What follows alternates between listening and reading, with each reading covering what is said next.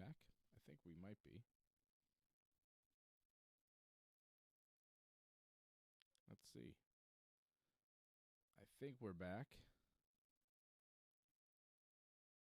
I'm not sure.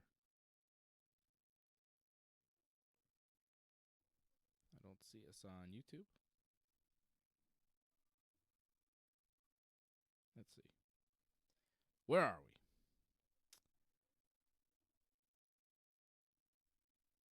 Nope, we went on a different stream on YouTube. The YouTube stream died out, and we started a new stream.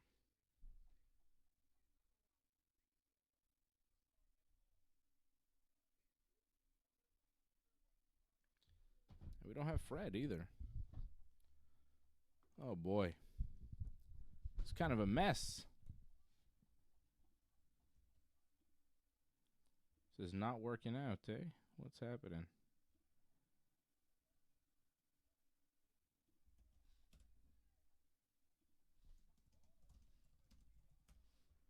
I think we're getting back. Where's Fred? God damn, pal. All right. Fred, I think we're back. I think we're good now. Trying to see. Yeah, there we are. Can you hear me? Yes. All right.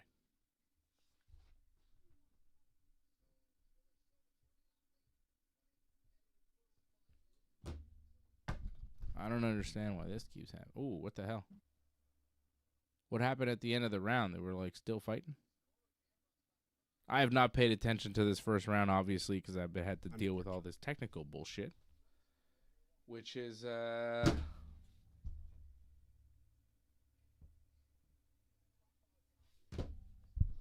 kind of annoying. Kind of a pain in the ass, to be honest. Trying to figure out where the hell we are. I'm, like, off-center again. Nothing's working the way it should. What is happening?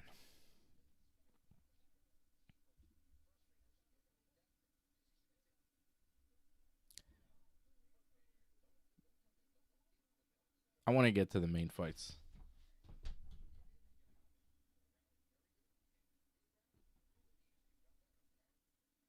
What is happening? What's the fight after this one? I'm forgetting one.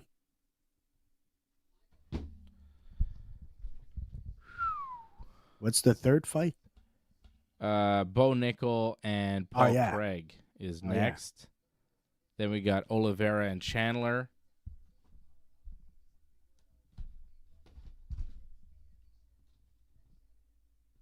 I'm just going to go over here. I'm just going to be over here.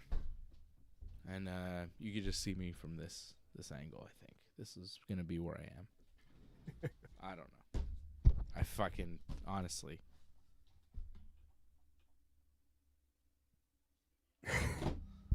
I don't know. I don't know what's going on. It happens, man.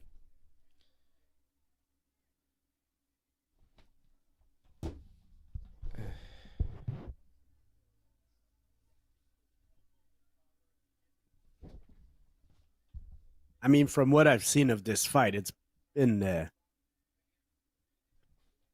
Araujo is the favorite, but it's been a pretty tight fight, I think.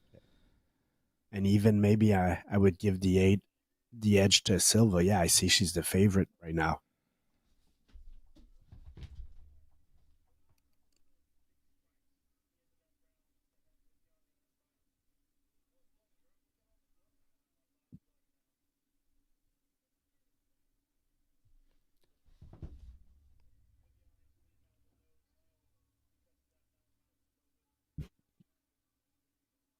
They're both pretty bloody right now, right? Araujo's bleeding a lot from her mouth. Is she the only one bleeding? There's a lot of blood. I think so. I mean, this has been a good fight still.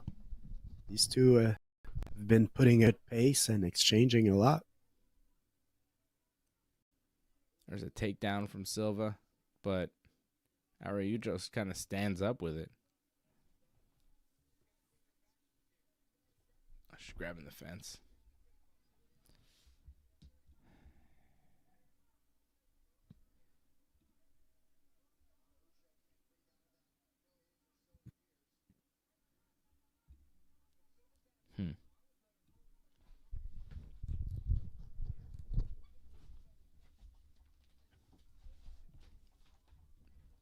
Araujo, a bloody mess. Big takedown from Silva. She's got 2.5 minutes to work inside the guard of Araujo.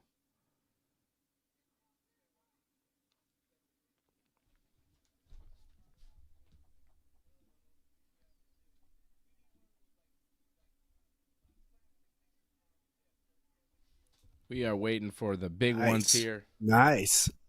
That's a nice attack. Oh. Still.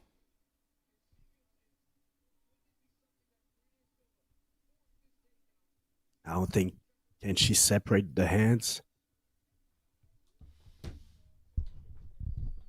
Oh, that's tight, man. That's a good armbar. Silva is in big trouble. Can she circle around?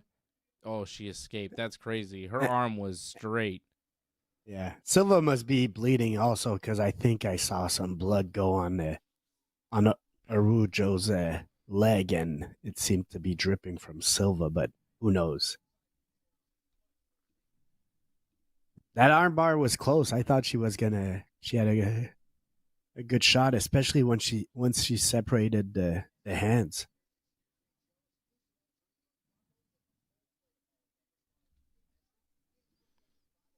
That was nice.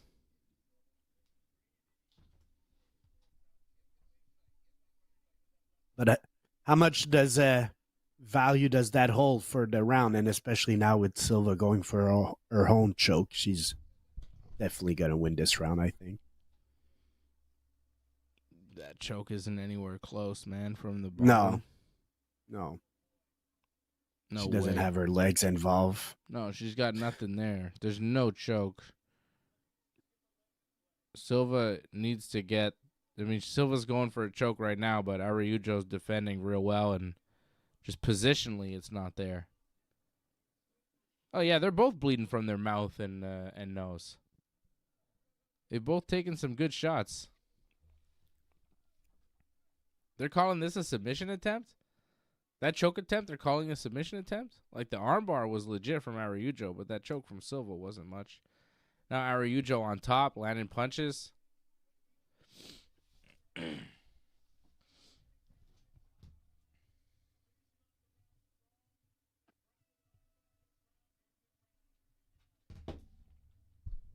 Goddamn, pal.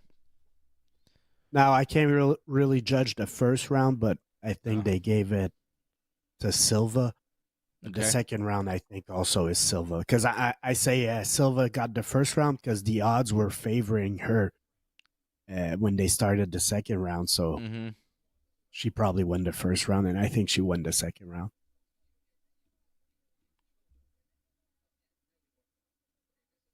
That armbar was nice, but it was 20 seconds. The rest of the round was all Silva.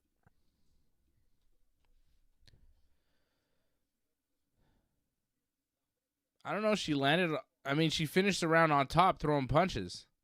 Araujo. Yeah, but I don't know. I'm going with Silva. Let's see. I have no idea. I basically missed the first round. It's hard to tell.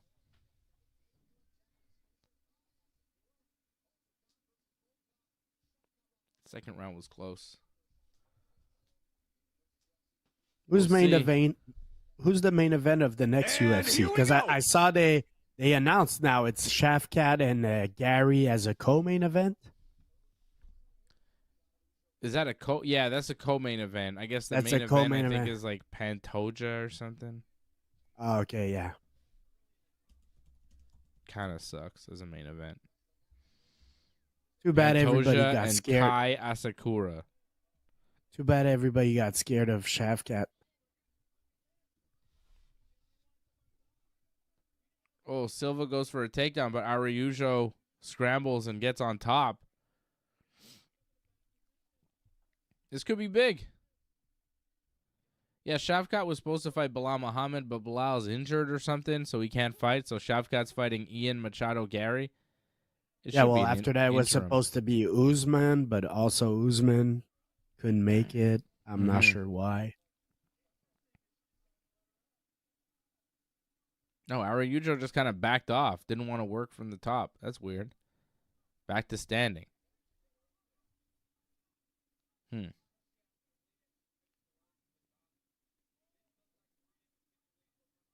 She must be feeling something from the grappling exchanges she doesn't like, or maybe she's liking the stand-up exchanges a little bit more. I mean, Silva she almost looks got kind the of arm. slow. Yeah. She Silva almost looks got the slow arm. and tired. She almost got heel hook. Yeah, exactly. Yeah. And she should have stayed on top, I feel, because right now maybe ground and pound could. And Man, if Silva she threw a lost the kick. first, Like, Silva threw a kick there, and Araujo caught it, and Silva just kind of fell back. Like, she had nothing. No balance, no energy. That was a bad takedown. That was a bad look for Silva. Silva's tired. Oh, yeah. She was just kind of doing these kicks from her back. Araujo lets her up. Silva looks really tired. If Araujo can turn it on, you know? Oh, that was a nice uppercut. Yeah. She needs to land a few big shots. She might be able to put Silva away. If not, though, she might lose a decision.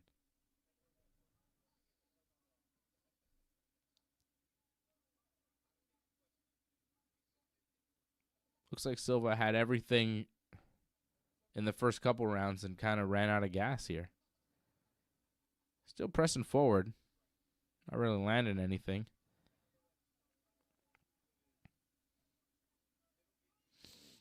Araujo for sure has landed the better shots in this round. Oof, and another caught kick. Trip takedown. Live odds are showing us -195 Silva. Silva is favored to win this fight. That means if it goes they to think decision. That means they think she won the first 2 rounds. Yeah, for sure.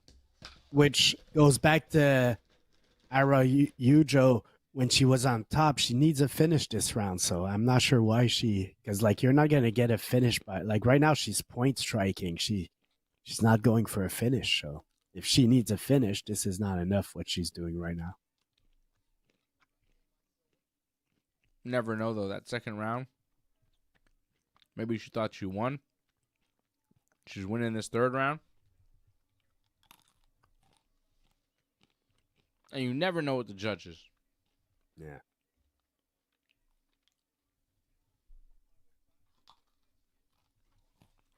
Silva has nothing left in this round. She's losing for sure. Losing this round anyways, but we'll see. It's not a good look going to a judge's decision looking this bad in the third.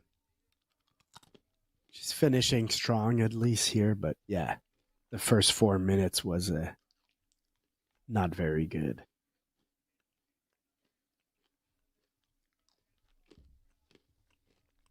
Silva looking for a takedown here. Can't get it.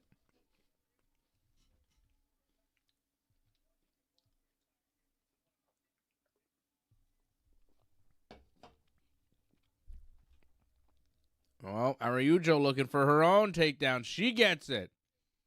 At the end of the round. On top.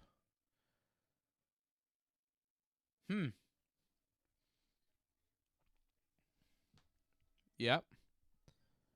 That's an exclamation point on that round. Takedown at the end. She looks way better than Silva does walking away from this fight. I don't know, man. We'll see. See what the judges say. I think this one might be close. Could be split. Could be Araujo's. Could be Silva's. Could she have won that last round 10-8? That's maybe a stretch. Yeah, I think that's a little much. I mean, she won it, but it wasn't, she didn't have Silva in a position where she was almost finishing her, right?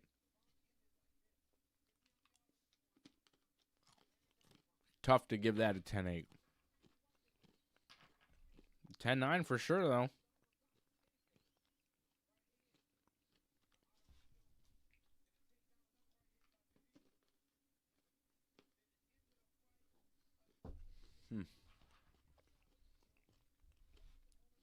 Well, I think we figured out the technical glitches, and we're good.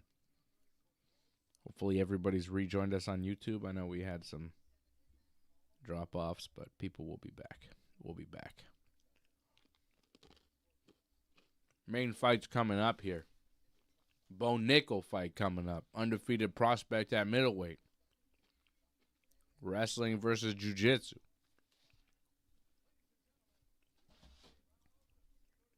Here's a decision from Bruce Bufford. Unanimous. 29-28. Looks like Silva. Ooh, Araujo unanimous decision.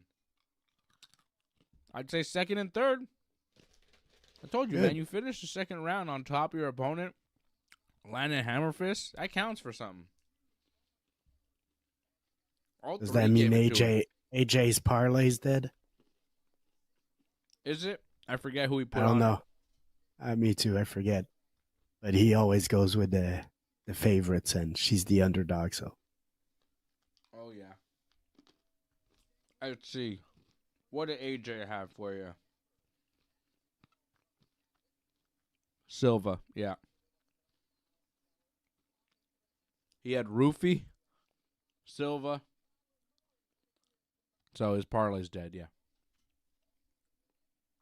Hey, there's Chuck Liddell. Mikey Musumeci. Yeah, Mickey, he signed, he's going to fight on the Fight Pass Invitational on December 5th. Yeah. Why do they do those things on Thursday nights? Like, what are they doing? I don't know. I don't mind. It's too late for a Thursday night. The main fight starts at like 10 or 11, you know? Not a Thursday, bro. Yeah, you're right. Kill me. But often there is that, like, because the UFC has events on Saturday, so what would you prefer? Friday? Sunday? Yeah. Friday. Not sure. Why don't they do it Friday? Friday's a day people go out. Like, we're married, we got kids, but a lot of people aren't home on Fridays, so that's not the best day for TV ratings. Well, maybe do it at a better time then for TV ratings. I mean, it's UFC Fight Pass. They could do it anytime they want. How come they don't do it at 8 o'clock Eastern? Why they got to start the show at like 10 o'clock Eastern? It's ridiculous. They're concerned about ratings, which they're not, because it's Fight Pass. It's a subscriber thing. They should at least consider people on the East Coast.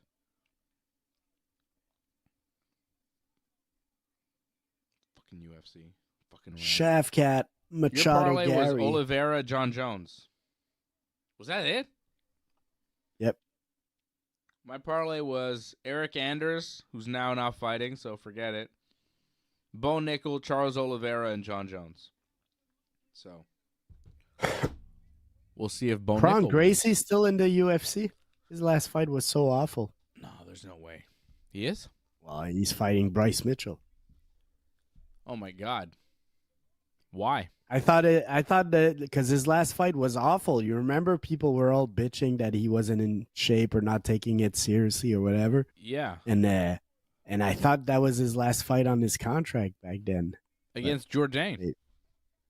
Yeah, exactly. Yeah, he didn't look good at all.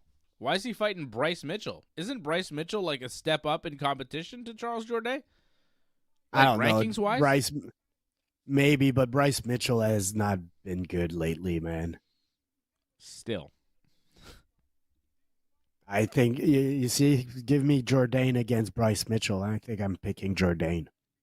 And I like Bryce Mitchell, but nah. Jourdain, as far as a fighter, I've overrated him, and Jourdain is a better fighter. Wow.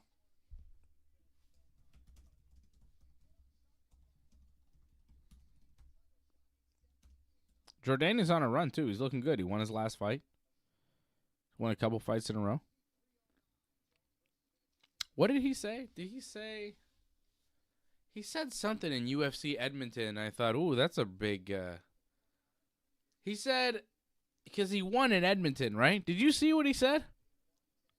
He went political too, Charles. Canadian political. I'm pretty sure he said, because it was in Edmonton, right? And he said that if you elect Poilievre as the prime minister, that he would win the UFC Bantamweight championship for Canada. That was popular over there. In Edmonton? Yeah, they seem to like that. And I was like, okay. I mean, easier said than done there, Charles. Like, no disrespect. I'm sure, you got, but yeah. I don't know. He would win what title? What division is that again? The Bantamweight title? So who's the champ right now? Marab, I think. Oh, yeah. Yeah, or Umar or something, I don't know. Like, yeah, okay. But he said he was going to win the UFC Bantamweight title if we elect Pierre Poilievre prime minister. And, I mean, the polls are showing that Poilievre's got a really good chance. You know what I'm saying? Charles has got to, crack the top 15. It was just like, oh, okay, that's a bold prediction. I was like, all right, let's see you do it. I'd like to see him do it. I'd be happy to see that. But I was a little surprised when he said it. I was like, oh, really?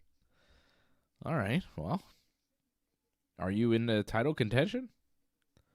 Like, he's not in the top 15, you know what I mean?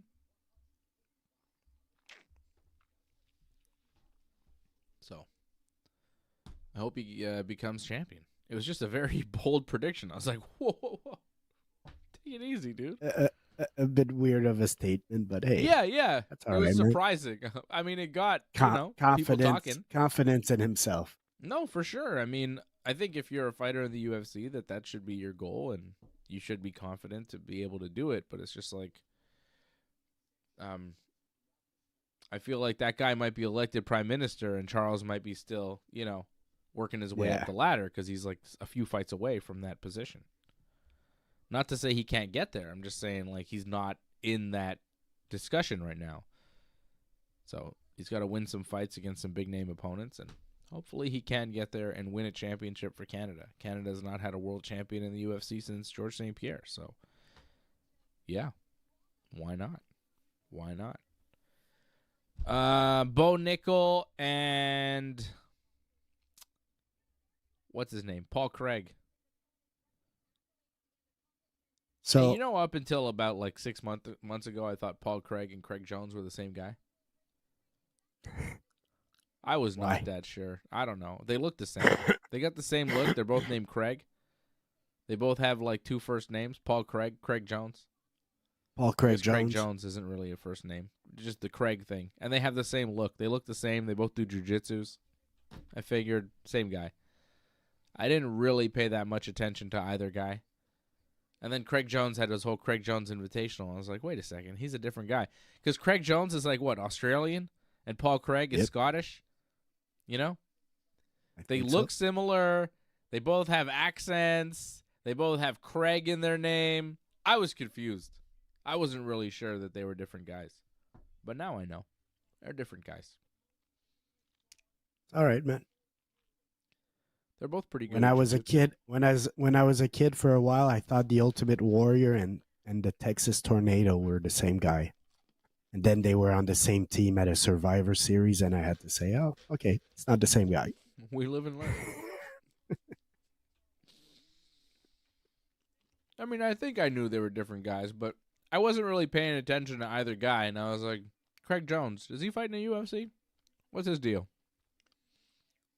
I think I knew who Paul Craig was, and I was just like, when I heard the name Craig Jones, I just assumed he was the same guy. See, Craig Jones should be in Stipe's corner. Why? Well, because him and Gordon have a little bit of a rivalry, so. Mm-hmm.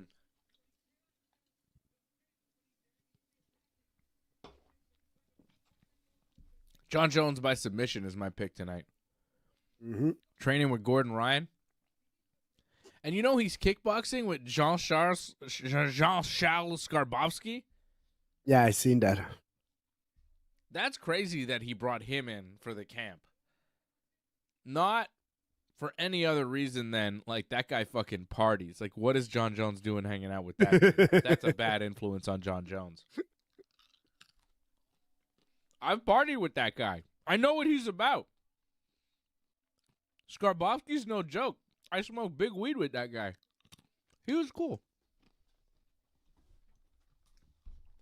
I had weed called Jean-Guy. He loved that shit. He was like, Jean-Guy. You know, he's a Frenchman. He's from France.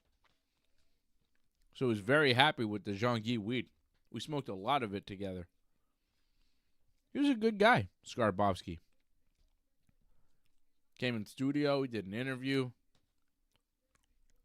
Hung out. Party.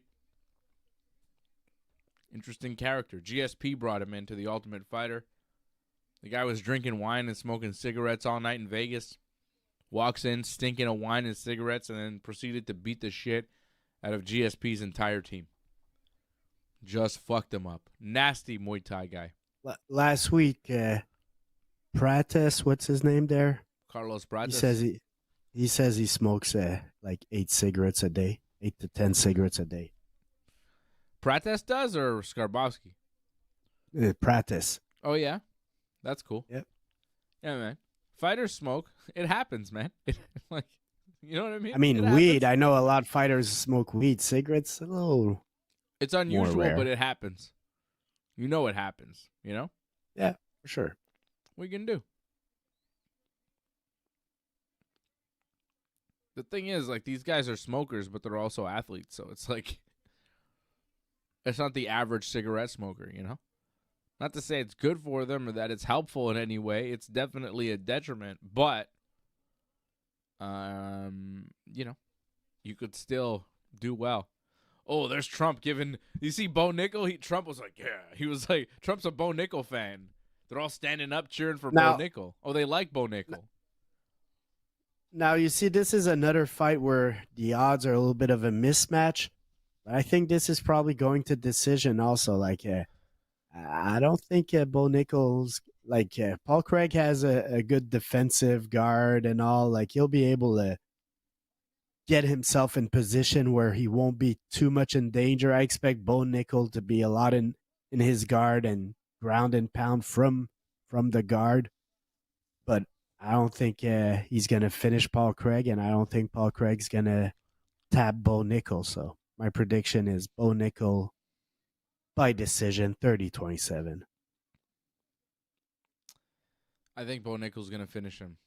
I think he's going to knock him out. Yeah. I think he beats him. Maybe by TKO, if it stays standing up, yeah.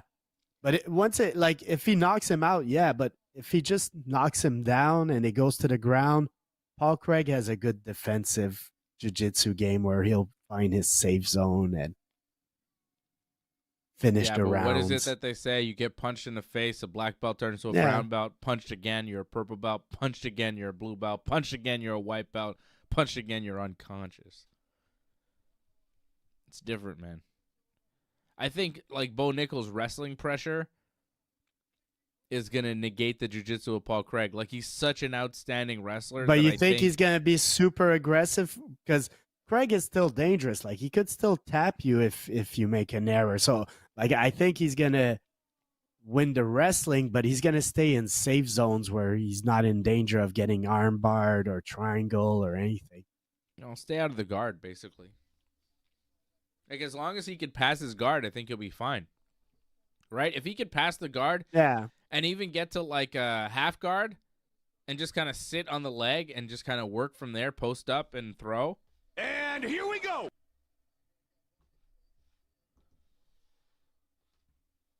I think that's where he works. Guy. I think he works from top half.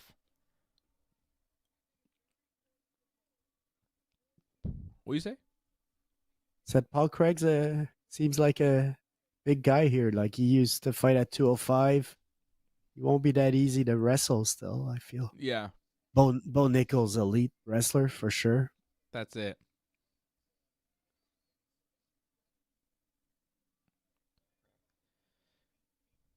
They're throwing Paul Craig at him early in his run too, right? Like, this is a tough test early for a mixed martial artist like Nickal, who doesn't have that much experience. Yeah. But he's been talking so much and all, man. You need to put a name. Yeah, there's a lot of hype too. And he's very impressive. You see him and you think, oh, this guy could be going places. He could be a world champion. Nice leg kick there from Nickal. You see him throwing his kicks, though, and his punches, and they're still not fluid, right? Like, Nickal's strikes are awkward. He throws like a wrestler who's just learning to strike. He kind of throws like a wrestling shot. You know, like, the way he advances, it's kind of like he's wrestling, but he's throwing punches. I mean, he's been a wrestler. He's been a wrestler all his life, so his movements are definitely always going to have a little bit of wrestling in it. Yeah. But you see guys kind of that were wrestlers over time get more fluid. I think he will get more fluid. He's just so new to it. He's still young in the game. Yeah, that's it. But he's effective. I mean, Paul Craig's front leg is red. He's landed some good leg kicks. He's got power. Bo Nickal is a strong, athletic guy. He's powerful.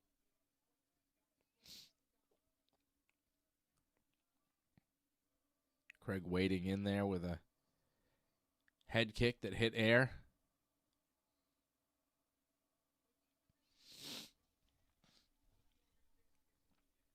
Bo Nickal hasn't shot for a takedown yet. It's been all kickboxing so far. 2 grapplers kickboxing. We kind of thought about a takedown there, but he threw a left hand instead. Nice little body kick from Paul Craig. Craig looks big. Yeah, that's what I was saying at the beginning. Yeah. But he was a 205er before, so yeah. Like, if this gets into grappling exchange, I'm not sure, like, Nickal could just manhandle him. Like, Craig could hold his own, I'm sure. Craig is not very aggressive, I find, in his striking, though. And it's in his past fights also. Like, he likes to get, like, look at his distance and all, but he doesn't throw that much. I'd like him to be a little more aggressive. He does that hip thing also often. Yeah, a little kind of fake, feints, but yeah, there's nothing behind it.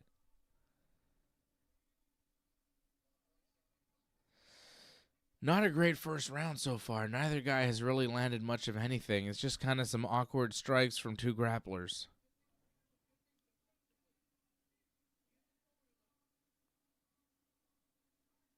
I like those kicks still that Craig has thrown a couple of times, those high kicks. Yeah. I feel they're still, like, just effective of making Nickal back. And if anything, for the judges, that's still a good view if this is going to be a round-by-round decision. So I feel like Nickal's winning this round, though. Yeah. Lands a left hand there. He's landed more punches.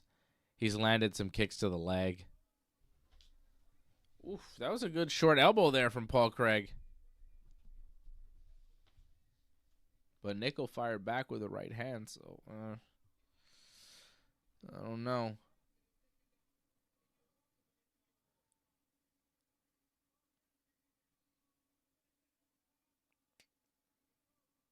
No real attempt at a shot for a takedown from Bo Nickal here. Nothing. No clinching, no takedowns, no nothing. Couple feints threatening it, but didn't really make an attempt. And that's the first round. I think it was a first round for Bo Nickal, but it was pretty uneventful, kind of disappointing. Not that impressive from either guy. Didn't love it.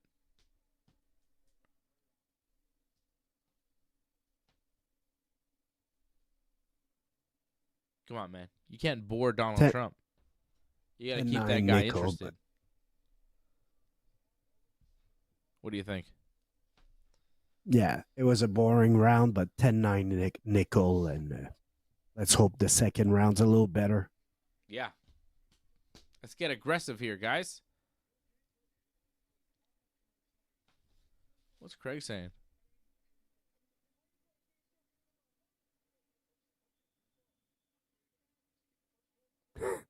Not sure. I don't know. Seems Craig funny, seems though. to be having a disagreement with his corner. He's like, what are you guys talking about? I don't know what the hell's going on with the corner, but Craig seemed to be kind of arguing, being like, what the hell's going on, guys? Didn't like the advice he was getting in between rounds. That was weird. Craig pretty animated there with his own corner.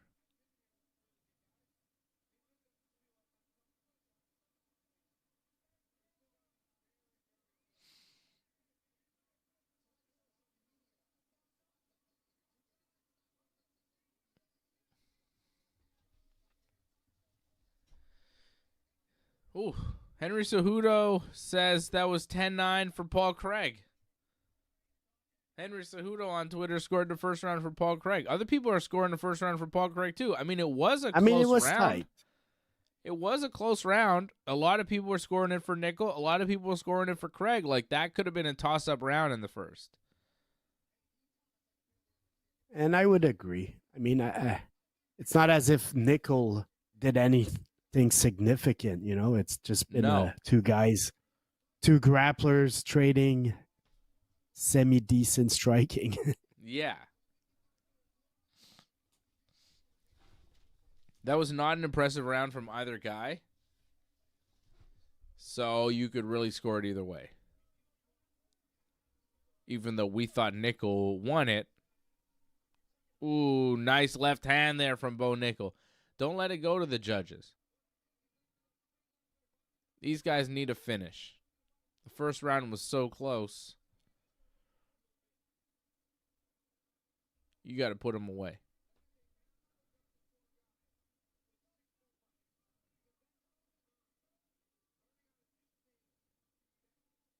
Oh, that was a nice big looping overhand right that landed from Bo Nickal.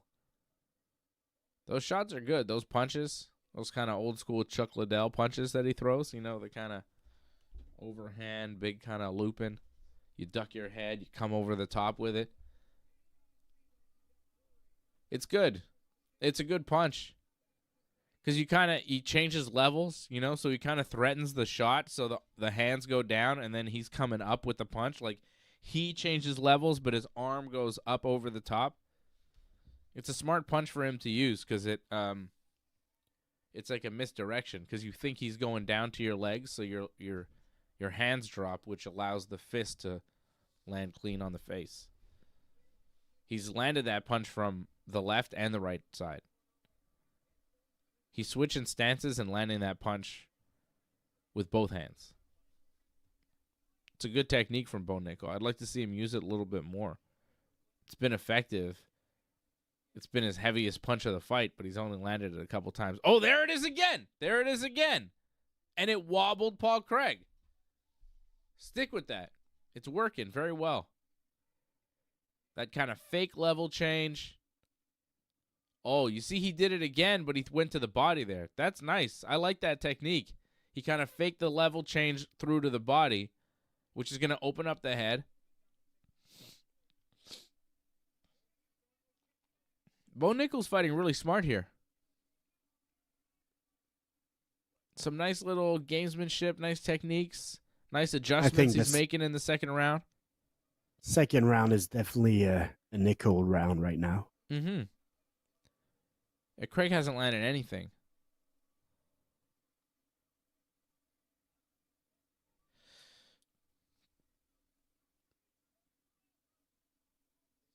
Oh, another good left hand from Bo Nickal. Short hook there.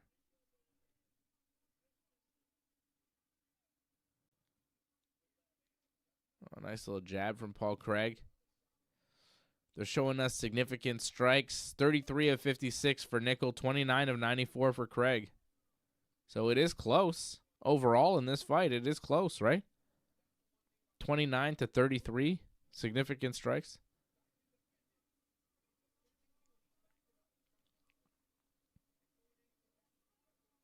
Oh, that was a nice right hand that rocked Paul Craig, snapped his head back.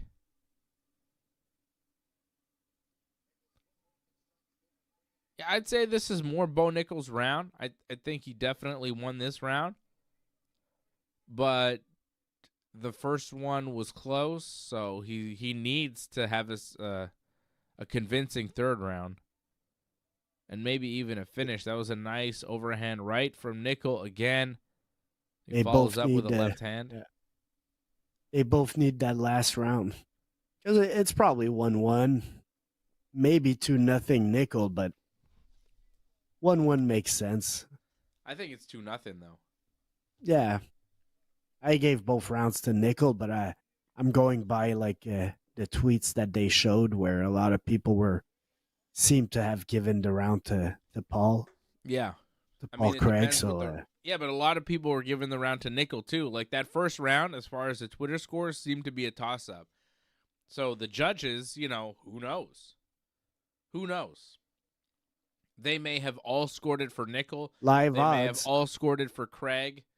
It might be split. Live odds are showing us Nickal minus 345, Craig plus 250, which is a big change from where we started with Paul Craig. Right? Yeah. He was was a huge 700. Now he's plus 250. But right now they probably also think that Nickal just won the second round and the momentum's definitely on his side. So I think here we go. Like I said, I predicted Nickal by decision, and that's what I expect. Yeah. Looks like it so There's far. been no grappling, pretty much. It's all been striking.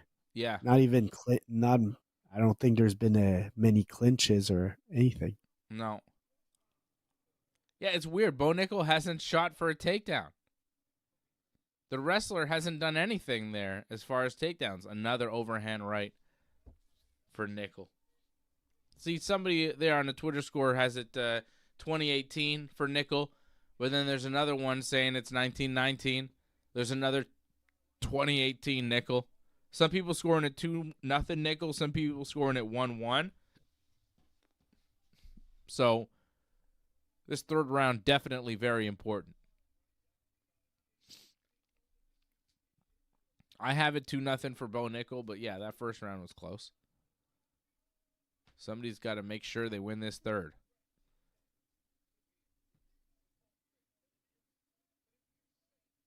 And then we go to the judges, and really, it could be anything. Oh, what the hell was that? Did you see that? Bo Nickal just kind of froze in the cage, and Craig was like, what? And, Nickal didn't even move, and Craig kind of circled around him, and Nickal just kind of stood there. Nickal was just kind of posing, being like, you're not doing anything. They're kind of taunting each other now. This round, it's kind of degenerating, and it's getting away from Bo Nickal. Craig just landed a body kick. Nickal isn't doing enough in this round. I feel like he thinks he's up 2-0, and he doesn't have to do anything. And then he just ate a jab from Paul Craig. He's fighting like he thinks he's won the first two easily. There is no sense of urgency from Bo Nickal in this third round. The crowd is booing. Oof, Bo Nickal deserves to lose this shit. He does, man. The way he's fighting right now, he is not active. He could get warned for stalling. He should. Yellow card, Bo Nickal. It's another tight round, though, man. It could go either way. Craig is winning. You think? He's landed everything. Nickal hasn't landed anything in this round. Craig has landed all the kicks, all the punches. Oh, there's one good punch for Nickal. Yeah, there you go. Get more aggressive, Bo Nickal. He needs to get more aggressive. He landed a nice left hand. He's now pressing, and that left hand did cut Paul Craig. It was probably the most significant punch of the whole fight. And now he's kind of doing this whole thing with Craig up against the cage, but Bo's not actually throwing. He's just feinting a lot, and Craig is kind of waiting for him to strike up against the fence. And now Nickal has given him enough space and enough time. He's backed away from the fence. He's circled away. Nickal is not striking. The killer instinct is not there. Dude, he landed that big left hand. He had Craig hurt, and he didn't follow up at all. He posed in front of him and feinted. What the hell was that?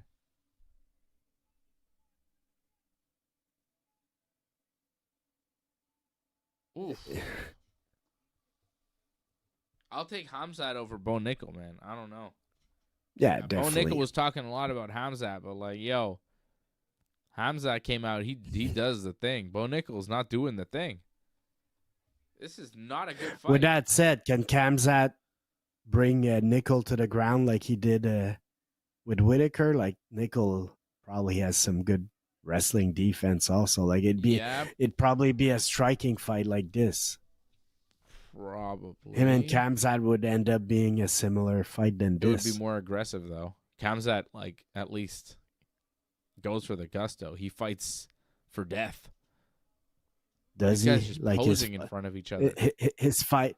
That's the thing. Khamzat, look, his performance was incredible against Whitaker, man. But like, go back to his fight against Usman. It wasn't the greatest fight, you know. It was aggressive though. Also, he took Usman on short notice. Like, that's a tough fight on short notice. Third round, he slowed down. Oh, nice left hand there from Nickal as the round comes to a close. Yeah, third round he slowed down. I mean, he slowed down because he puts a crazy pace, man. Khamzat puts a crazy pace, and he definitely slows down. Bo Nickal imitating a golf shot after the fight, and now going to talk to Donald Trump. After a shitty fight. After a shitty fight. Go ahead, Bo Nickal. That was a terrible fight. You're the worst. What a loser. Trump is shitting on Bo Nickal right now. I would not let you fuck my daughter.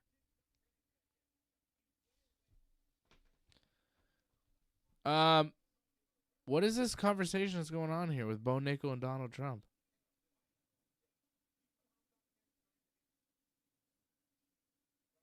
They're having like this big discussion.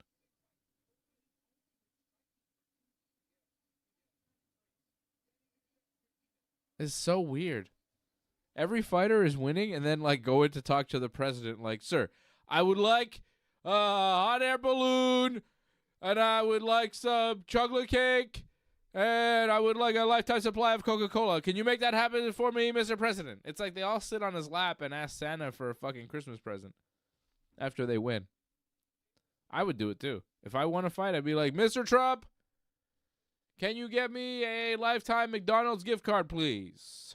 As president of America. Also, can you make sure Juan Soto signs with the Yankees? Make it illegal for any other team to sign him. Thank you, Mr. I'm sorry, President. Dave. You just show again that you're a lefty. You're asking for government to do stuff for you, man. That's not what, like I have Jim Miller in front of me, and Jim Miller, like, supposedly he said he asked for the cleanup of misuse of resources. Oh. See, that's what they want. They want a clean government, man. Get rid of the extra, cut the fat. Please, Mr. Trump, legalize weed across America. Please and thank you. How about that? Is that good? Just decriminalize it. No, legalize it. It's not criminal. It's legal. Nah, it's not exactly. Not the same. Here's the decision. It's unanimous. 30-27, all three rounds for Bo Nickal. Totally fixed. Totally fixed.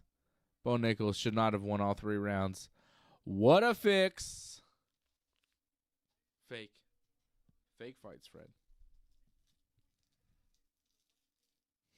No? No, he won all three rounds for sure. It was not a good fight, though. That was not a good fight. That was not the fight I was hoping for.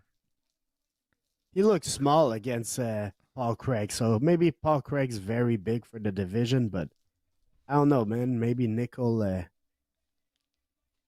he's not that big of a guy. Like, I look at him, he's big, but yeah, at 185, there's some big monsters there. Dreykus, You know, Strickland's a big guy also. Mm-hmm. I don't know. We'll Maybe he see. should I'm drop not to convinced. 170. I'm not convinced in Bo Nickal. I need to see more. Yeah, I was not convinced in this performance. This was not his best performance here. He stepped up in competition, and I don't know if he delivered. I mean, he won. Look, I know I gave him all 3 rounds. He won. You know, he won, but it he wasn't. didn't finish It wasn't. Paul Craig. Well, I said he wasn't gonna finish him, but he wasn't very impressive. Also, like he barely won. Like some of those rounds were tight, and yeah, he could have been more aggressive. Okay, but Fred, in Paul Craig's last 5 fights, he was knocked out by Caio Borralho. He was tapped out by Brendan Allen. He was knocked out by Johnny Walker, and he lost a decision to Volkan Ozdemir. Like, people are finishing this guy. You know? Not Bo Nickal.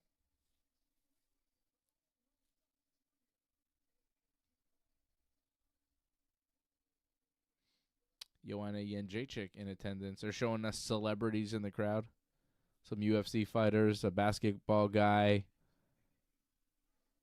Kate Hudson, the actress. That was Kate Hudson, right? Did I get that right? I don't know. I didn't notice. I'm pretty sure it was, Fred. Like you said, Celebrity. You said Kate Hudson, the actress, and I started wondering: is there another Kate Hudson? Kate Hudson, the sports athlete. Kate Hudson. No, I'm just trying to. In case you don't know who she is, she's an actor in movies and such. I know who Kate Hudson is. I know. Some people don't know, though, Fred. Some people don't know.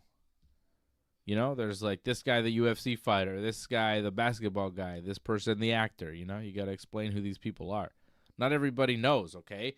Not everybody is as knowledgeable as you are with all the guys like Vivek and Bivek and Stevek.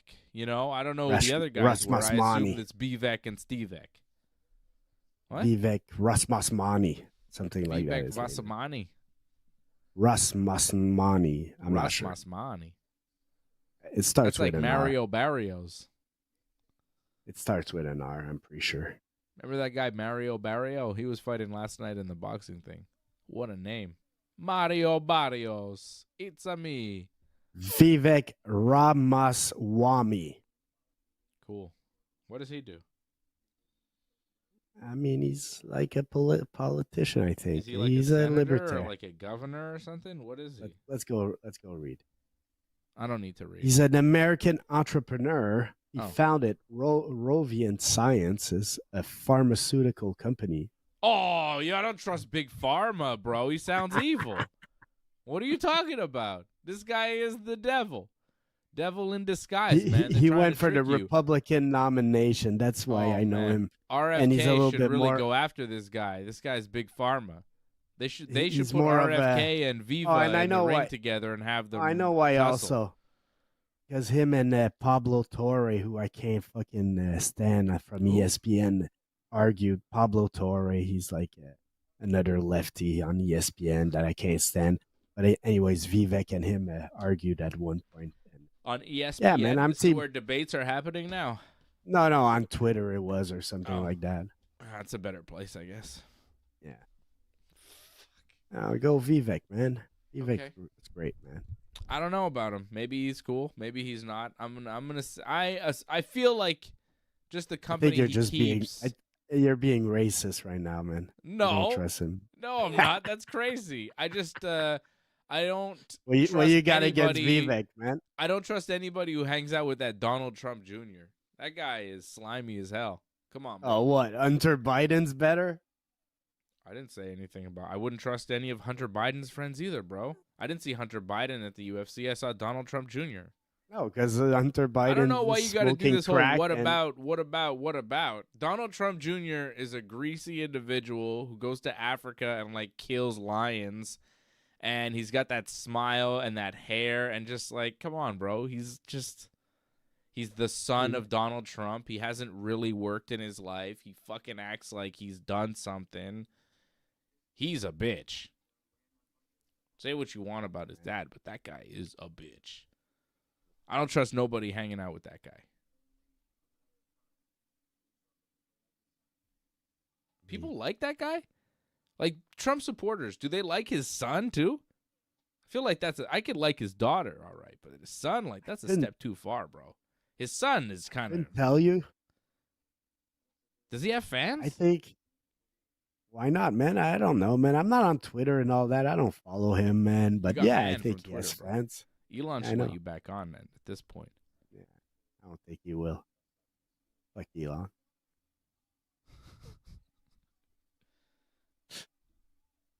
I like it. Fuck Elon. There you go. Whoa. Rogue Strummer says, I don't know the difference between Donald Jr. and Eryk Trump. Yeah, I agree.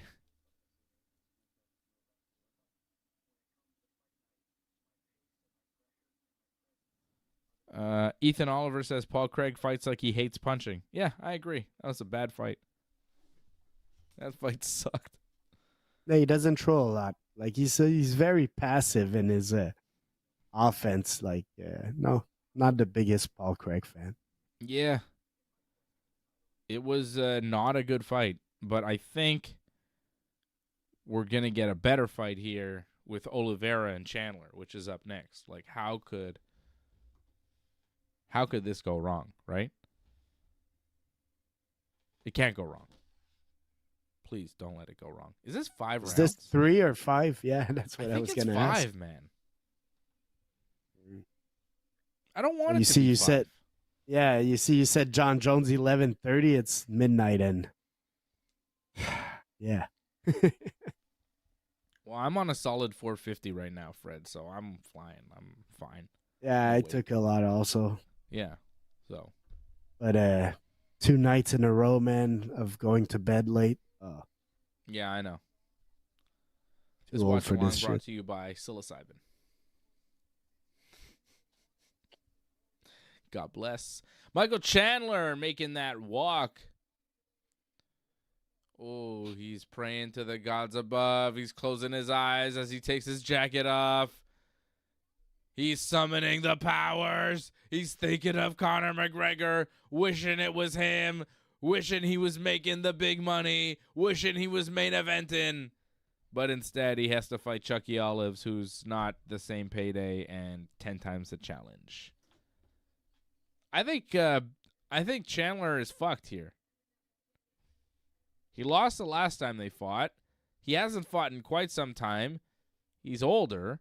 Oliveira's been active and has been very good. The only guys that's beaten him is Tsarukian and Makhachev, and those guys are the top of the top. I think Oliveira gets this one done. But it's always harder to win the rematch. Chandler, he's well rested. He's primed. He's ready to go. He's hungry. He's got to be angry. He needs the money. He needs the win. A win here gets a title shot. Word is, the winner of this fight gets the winner of Tsarukian and Makhachev. So Chandler and Oliveira both have a title shot on the line. Like, there's a lot on the line in this fight. But if you're Michael Chandler, now bear with me here, Fred, okay? If you're Michael Chandler and you win this fight, you fight Islam Makhachev for the belt. But if you lose this fight, you get Conor. That's what I was going to say, because if he wins, Conor probably doesn't want to fight him no more. I don't even, he probably gets Islam, but I'm not even thinking about that part. I'm just thinking if he beats Chucky Olives, he's too dangerous for Conor. He's too dangerous for Conor, and also he's, otherwise occupied. So if Conor wants to come back and fight in 2025, Chandler might not be available. But with that said, if you're Chandler and you win and then Conor says he wants to come back and you don't have a fight for the moment, if I'm Chandler, I'm saying, hey, I want to fight Conor before the title. Okay, but what if you have the option of fighting Islam for the belt or fighting Conor. Say That's what I'm Islam is saying. ready in December of That's what I'm saying. 2025, and so is Conor. You take Conor, right? Yeah, of course. That's what I'm saying. Exactly. You have to go for Conor. But, it's crazy that you could win a number one contenders fight and then decide not to fight the champion and fight a guy who hasn't won a fight in like 5 years. But, it's the logical choice because that's where the money is. I mean, if Jake Paul fought in the UFC, more people would want to fight Jake Paul than the champion because that's how fighting works, It's about the eyeballs. It's about the money. It's not about who's the best. If it was about who's the best, people wouldn't call out Conor McGregor because he's not the best. He hasn't been for quite some time. But it's not about who's the best. It's about who can make you the most money. And obviously, for Michael Chandler, he's been waiting and waiting and waiting to get that payday. And it never came around. And now he's got to fight Charles Oliveira, Chucky Olives, former champion, the guy that beat him last time they were in the octagon together. Chucky from the Bronx. Chucky from the Bronx, baby. Don't be fooled by the rocks that he's got. He's still Chucky from the Bronx. TKO win over Michael Chandler back in May of 2021. And Michael Chandler then fought Justin Gaethje, lost a decision to him, fought Tony Ferguson, knocked him out. Then lost a submission rear naked choke fight there to Dustin Poirier back in November of 2022. That is 2 years ago. That is the last time Michael Chandler fought. He's coming off 3 of 4 fights. His last 4 fights, he's lost 3 of 4. He hasn't fought in 2 years. He's coming off a loss. He fought a guy. He's fighting a guy who beat him 3 years ago, and he's 38 years old. All these things lead me to believe Charles Oliveira is going to win. He's minus 250, the favorite going right now, which, yeah, right? You're going with Chandler too? No. I got Chucky. No, Chucky Olives, sorry. Obviously, we're all going with the Olive Man. He's going to make an Olive Garden out of Michael Chandler. Headstrom Bacon says, Chucky Olive sounds like a crappy Italian restaurant chain. Yeah, I think it would be great. Run by Charles Oliveira. You have his face. It's Chucky Olives. Come to eat pasta with me. Chucky Olives. Here, it's horse meat. Here we have like Pizza Salvatore, which is just like a chain. In Brazil, they'll have Chucky Olives, Italian restaurant made by a Brazilian. That sounds great, man. I would go. Definitely. Everybody would go. All right. It's co-main event time.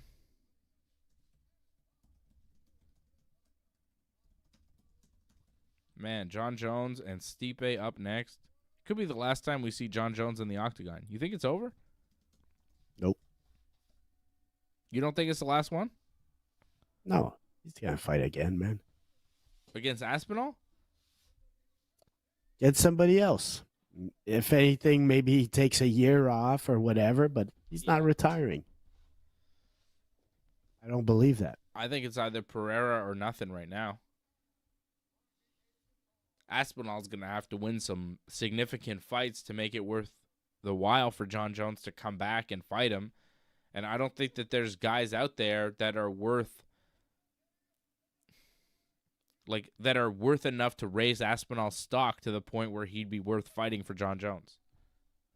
But okay, there's no big wins he can rack up in the heavyweight division other than Cyril Gane, who Jones already destroyed. I don't have the numbers in front of me, but like how many pay-per-views did John Jones and Cyril Gane sold? Because if he fights Aspinall, I would expect the numbers to be similar. It's not as if Cyril Gane was a huge draw himself. But it wasn't about Cyril Gane. It was about seeing John Jones at heavyweight. He hadn't fought in 3 years. You know what I mean? I feel like it was more about seeing John Jones, the challenge of, Which will be the same with Aspinall. Yeah, But will it be the same like I level said- of interest? Probably not, but like I said Thursday, I feel John Jones still has some fights in him, and I feel also like I've said numerous times, John Jones over the years with all his issues has left some money on the table, and he still has potential to make good money, and I'm sure the guy wants to make add another 10 million to his bank account, or who knows how much by doing like 2-3 fights extra. So I don't think he's retiring. I really don't. And here we go. I think it's a negotiation with the UFC when he talks about retirement or super fights, special fights, or whatever. It's his way of saying you guys don't control my destiny. But in the end, he's gonna fight again. But if he's not willing to let the UFC control his destiny, the UFC might not offer him the fight that he agrees to, and they may just, you know what I mean? Like, it may not be a retirement. It may be like a negotiation thing where him and the UFC can't come to terms on the right fight, and eventually He's the they next just kinda, GSP. yeah, like GSP. Maybe, GSP but got I think so great that the UFC couldn't do business with him anymore. I think they'll figure a way, and John Jones wants to fight. Also, they'll figure a way. That's what. GSP beat Michael Bisping, was a middleweight champion, vacated the belt, then said, "I'll fight Khabib." They said no, so he retired. John Jones is the heavyweight champion. He's going to beat Stipe. He's going to vacate the belt. He's going to say, "I'll fight Pereira." They'll say no. Then he's going to retire. That's what I predict is going to happen. That's how the UFC does. Oh, man, both guys landed jabs early. And Oliveira landed a good kick to Chandler. His body's already red. Oh, Oliveira looking for the takedown. Yeah. That was unexpected. Oh, nice nice. trip takedown from Oliveira. Oh, my He's God. got his leg in like a, he Yeah. had a knee bar. And now he's got like, I mean, he kind of has his leg. It's not quite an Achilles lock, but he's sitting on Michael Chandler right now, is Charles Oliveira, and he's maybe working for the armbar. He's got Chandler in a weird position. That was a cool takedown. And now Oliveira on top.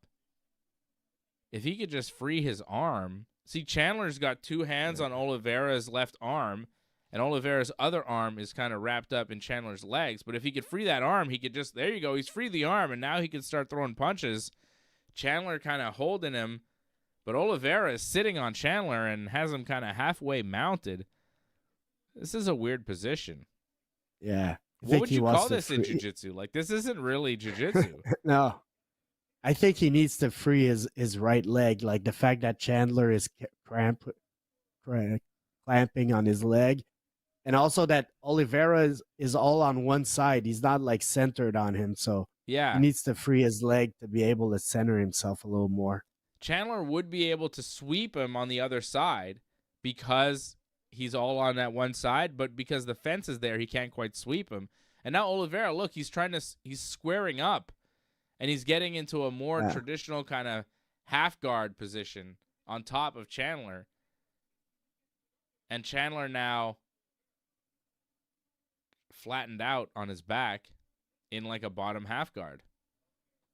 It's gone away from that weird kind of semi-mount position into a top half position for Oliveira.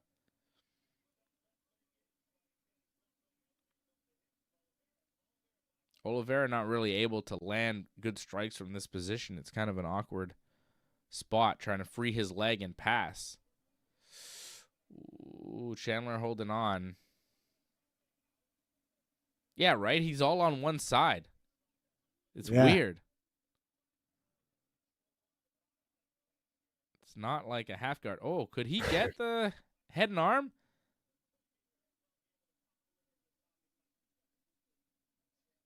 No. It looked like Oliveira was maybe looking for the head and arm choke. This is a good position, though, for Charles Oliveira. Spent the majority of the round on top, controlling Michael Chandler. Looks to be secure in this round.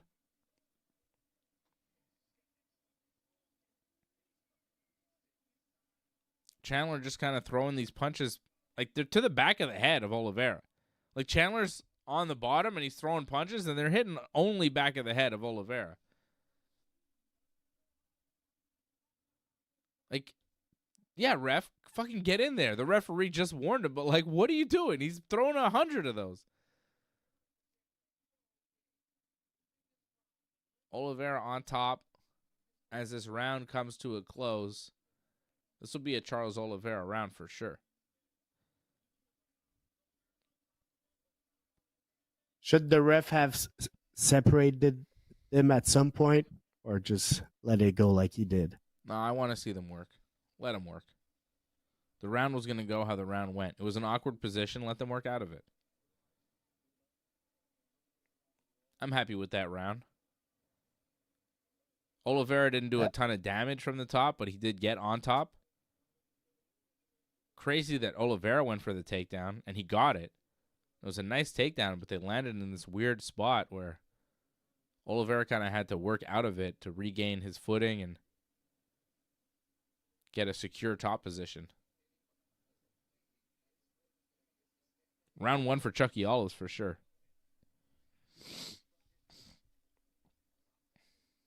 Headstrom Bacon agreeing with me. He says, nailed it, Dave. That's exactly what Jones will do. Vacate, demand Pereira, then retire. I hope that's not the case. You know, I hope he vacates, demands Pereira, gets Pereira, fights Pereira. You know, it'll be sick. Patrick C. Hamilton checking in. He says he went with Chandler. All right, Patrick, good luck to you.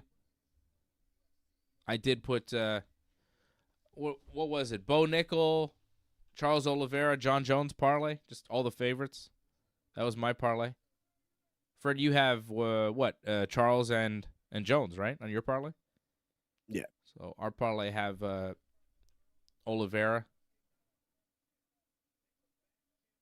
I think even AJ had Oliveira on his parlay. But AJ's parlay is dead because he had Karine Silva, who lost to Viviane Araujo earlier tonight. Feels like hours ago.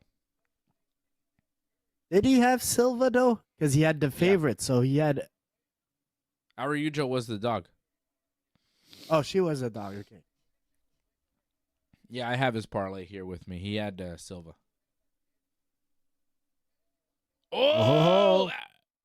Charles drops Chandler with a nice combination. Chandler kind of circling away, trying to run away.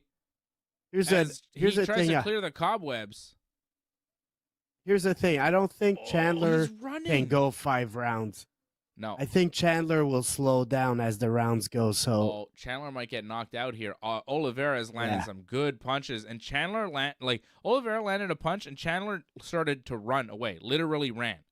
Wasn't circling, just ran away from him. When a guy starts to run,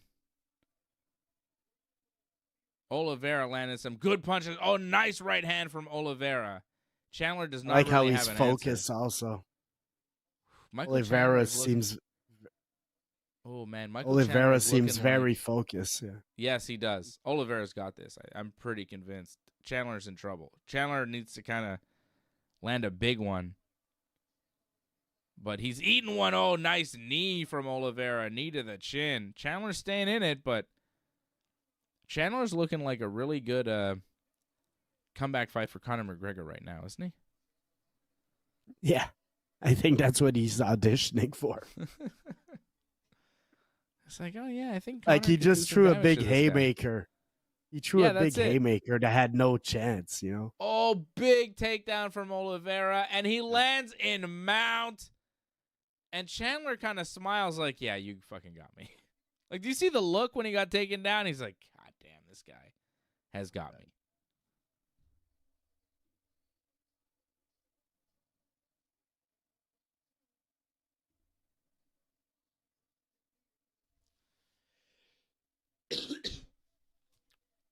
Oliveira in full mount. Landing elbows. Come on, Oliveira. Posture up. Let's see it. I want to see him posture up, land big strikes, force Chandler to turn, sink in the rear naked choke, send us into John Jones and Stipe. Let's go, guys. I'm ready. Charles Oliveira in complete control of Michael Chandler right now, fully mounted on top of him. Chandler just trying to hold on and limit the damage. Big elbow from Oliveira on top. Another one. Oliveira landing some solid strikes from the full mount. Chandler really not having any kind of answer other than to try and tie him up. But tying him up is only going to force him to, untie himself and throw elbows. What you got to do is get out of the mount. You know what I mean? Like, just tying him up when you're in full mount, you got to shrimp, you got to move away, you got to try and also those tuck punches an arm and from roll. those punches from his back are like nothing. Pointless. It's pointless. Yeah. I hate when guys defend a full mount like this in MMA. It's like they completely forget jiu-jitsu and they're just like, get off me. Which I get. But wow. Chandler is opened up pretty bad. Big cut on his forehead, and Oliveira continues to pour down with elbows from top mount. Second round has been all Charles Oliveira so far. Just a dominant performance. I mean, this is a 10-8 even. Yeah, this is a 10-8 because he's come close to finishing him. He is crushing him. Chandler now looking to escape the mount, fighting hard to bridge out, but Oliveira doing a very good job to maintain position, keep control. And he's going to stay on top as this round comes to a close. Round 2 in the books. Clearly a round for Charles Oliveira. I think you give it 10-8. 2 rounds to nothing for Charles Oliveira in this potentially 5-round fight. But I don't know. Chandler looked pretty close to getting finished in that one. He got dropped. He got rocked. He ran away from punches. He got kneed in the face. He got taken down. He got fully mounted. He got elbowed in the face. He got cut in the face. That was a rough round for Michael Chandler. That was all Charles Oliveira. Chucky from the Bronx. Chucky Olives. Trying to do what the guys from the Bronx couldn't do. It's come in first place, not second. First place, guys. First place. Second place is just the first loser. Yankees. First loser. Next year, do better.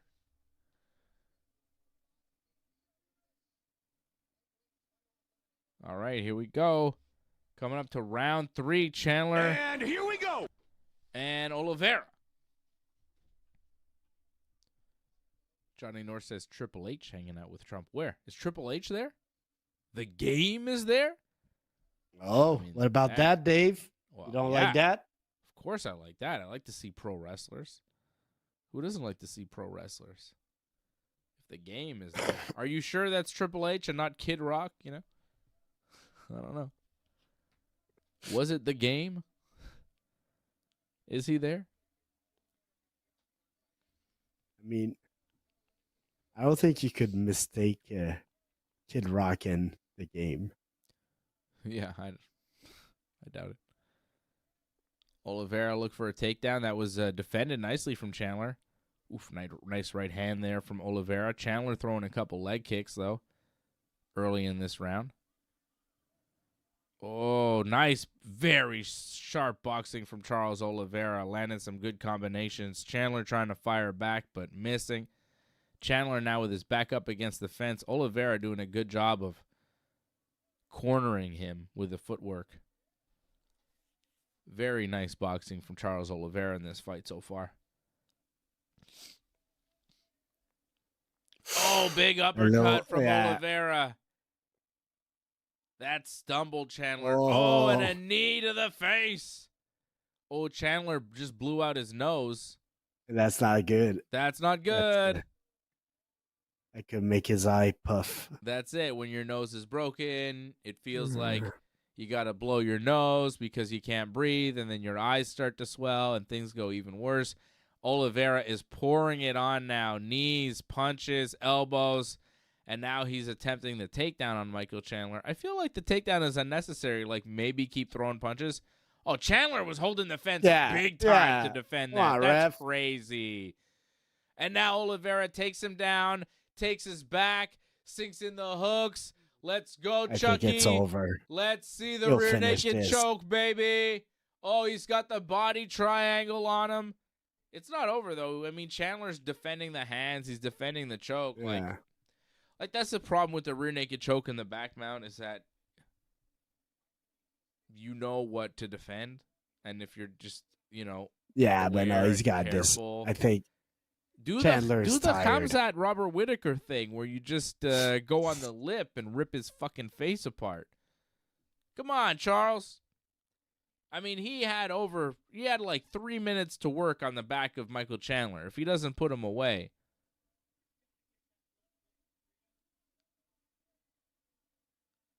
he's holding his glove, I think. Oh, yeah. Chandler holding the inside of the glove of Oliveira. He's doing all he can to survive and cheat his way to surviving. Oh, Oliveira. Oh, Wasn't man, there somebody the last fight? Oh yeah, Poirier also thought that Chandler was cheap. Why was it? I forget.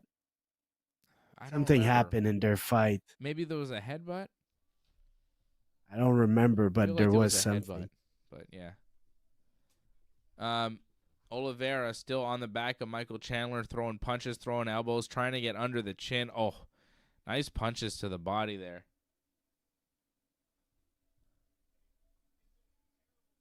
Come on, Chucky.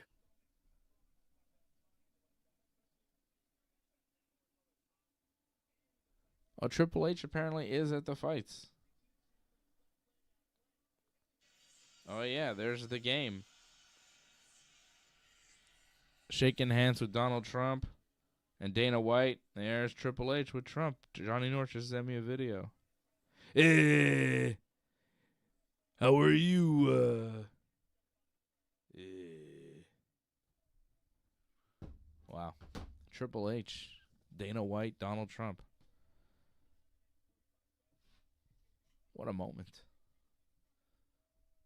Icons, Fred. Come on. I know you love it.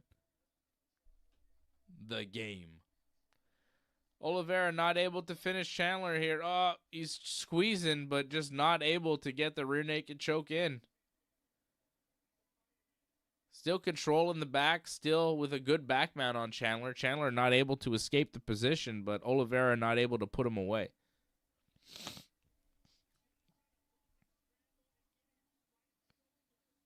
I'd like to see Oliveira throwing more strikes from this position. That might open up the chin, but nope. There we go. It's the end of the round. It's a 3-0 for Oliveira. Easily 3-0 for Oliveira.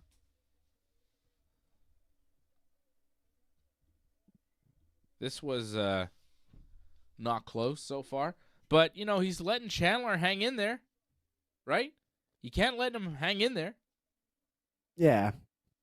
I think if Conor McGregor's looking at this, he should come back now and fight Chandler. Yeah. I think he should feel confident. Although Conor doesn't have the grappling to do that to Chandler. He's going to have to strike more, but yeah, Conor's the better striker, I feel. Yeah, but I also think that the grappling is holding Charles back from finishing Chandler on the feet. Like every time he has Chandler almost dead on the feet, he decides to take him down and try to submit him, and then he just kind of doesn't for a few minutes. You know what I mean? Like he had Chandler pretty hurt there, and he decided to go for the takedown. And here we go. Round 4 of a possible 5, which I hate when they do, man. Don't give me 2 5-round fights on a pay-per-view. Just give me 1. I don't need a co-main event to be 5 rounds. This one especially did not deserve 5 rounds, man. There's no reason. It's a 30-27 fight for Oliveira. He's won all 3 rounds. Why do we need a 4th? unless Chandler comes back in the 4th or 5th, what were these extra rounds for? I get that it's like a championship fight, like a contenders fight. So maybe they want to, simulate a championship. You know what I mean? Sometimes when they do one of these number 1 contenders fights, they like to make it 5 rounds so it's like a title fight. Oh, that was a nice flying knee from Oliveira. Oh, but Chandler fires back with a couple punches. But Oliveira doesn't seem to faze by them. I feel like they don't have much behind them because Oliveira just keeps marching forward. Chandler keeps grimacing, it seems. I'm not sure. Maybe something is bothering his him. Leg. Look at his leg. Yeah. You see his thigh? It's bruised severely. Look at his leg. What's going on there? Big come on. Another 3 minutes of that. Yeah, I think so. Oliveira now on the back of Michael Chandler once again. Maybe he can put him away here. Chandler defending.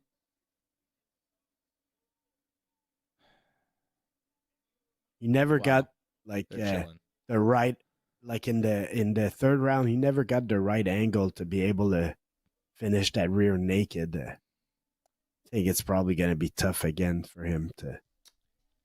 Chandler seems to have some decent defense. He's got to get away from that sitting position. He's got to get on top here like this and try to flatten him out, get him belly down. Yeah. Belly down into the death position. There you go. On the back now. Make him carry your weight. Now the rear naked choke might come. I feel like when you're sitting and you have the back mount, it's way easier for a guy to survive than when you're on top and he's turtled and you have back mount. You know what I mean? But again, they kind of roll.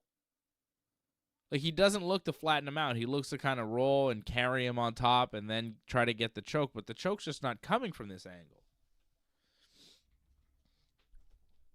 I mean, Charles would choke me in like 15 seconds. I'm not trying to critique his technique, but I'm just like, come on, guy. I want to see John Jones. Let's get this shit going. You've won, Charles. We know you've won. You're better than him. You're much better than him. You're beating him. You've won every round. Finish him. Finish him. There we go. Climbing on the back. Chandler turtled. Oliveira just one hook in. Controlling. He's doing a very good job of controlling Chandler. Chandler cannot escape. Charles Oliveira is like a wet blanket on Michael Chandler's back. Like, he's stuck. Chandler is totally stuck. And Chandler is a good wrestler, and Oliveira is just neutralizing any kind of defense that he's got.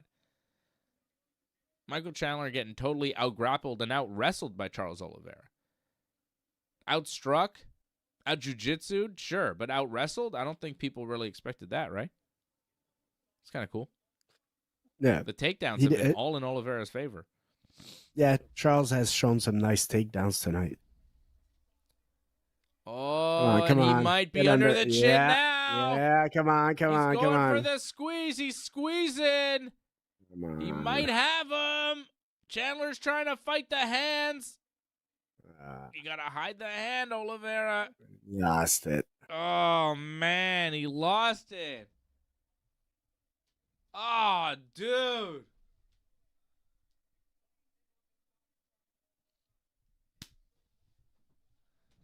Finish the choke, man. Squeeze the shit out of this guy's face. Man, I like what Hamzat did to Whitaker, man. That shit was so mean. I love that shit so much. When you get there, do that to everybody. It's MMA, man. Be a dick.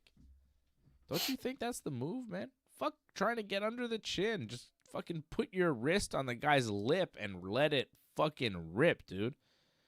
Just squeeze.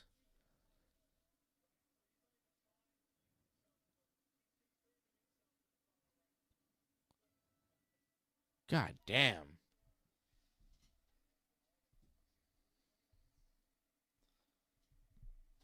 Does this fight suck? I mean, I'm a little disappointed that Oliveira is not more aggressive once he gets the back. I feel he's happy controlling, doing a little damage. Like, I don't know. It's those last 2 rounds. I wouldn't say the fight sucks, but I would say it could be more entertaining. I mean, he jumps on his back and he rides for 3 minutes. That was round 3 and round 4. It's not great. It's not great. There's not a lot of damage. He hasn't really come that close to the rear naked choke. Like, he came a little bit close there in the 4th. The 3rd round, like, he didn't come close to it. I'd like him to squeeze a little bit more. Just squeeze the face. See if the chin opens up. Just get mean. Throw more strikes. Get more aggressive from the back.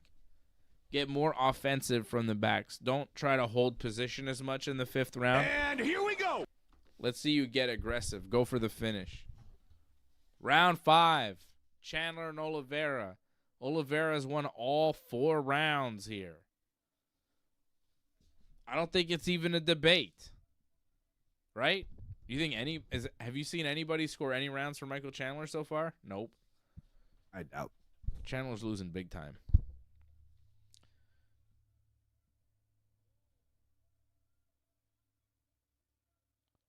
Ooh, Oliveira going for the takedown. Chandler defending, backing away. Chandler needs a finish. He's got to know he needs a finish. He's got to know he's down significant rounds in this fight. If he doesn't know he's down 4, he better know he's down at least 3. Because he has not had a good round. Oh, that was a nice right hand from Chandler. Uh-oh, Oliveira's eye looked like it hurt. Oh, Chandler slips and Oliveira goes for a takedown. But Chandler lands on top. Oliveira looking for the sweep, but Chandler landed big punches on Charles Oliveira. Oliveira might be in trouble.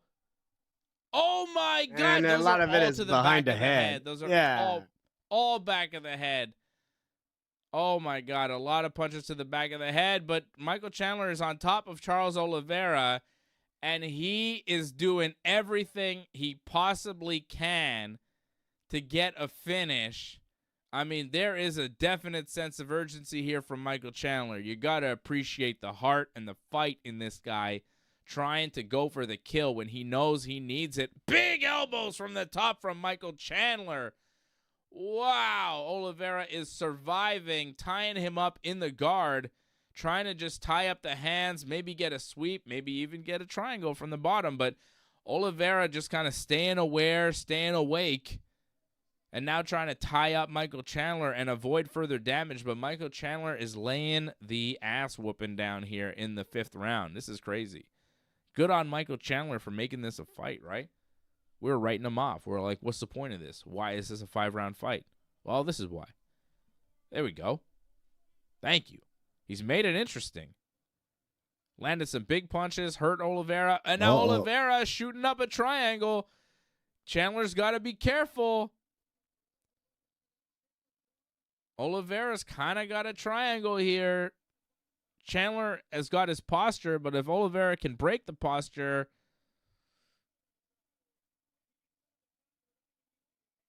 Charles looking for the triangle choke. Maybe going for the armbar from the back seat. This is good for Charles Oliveira. Just staying offensive. Oh, no. Gets away from the triangle, pushes Chandler away, and gets back to his feet. They are on their feet with just under 2 minutes to work. Michael Chandler needs a finish. Oliveira bleeding from his nose. Oliveira is definitely having the worst round of the fight here for him as far as damage, as far as the score. Michael Chandler is looking great in this 5th round.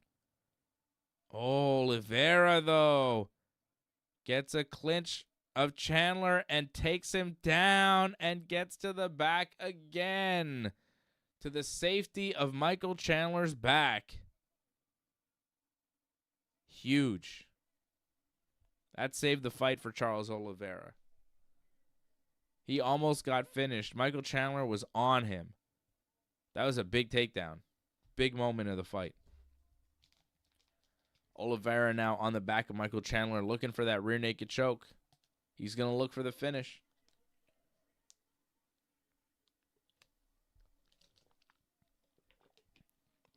He hasn't got it so far. I don't think he's going to get it. But he's holding him good.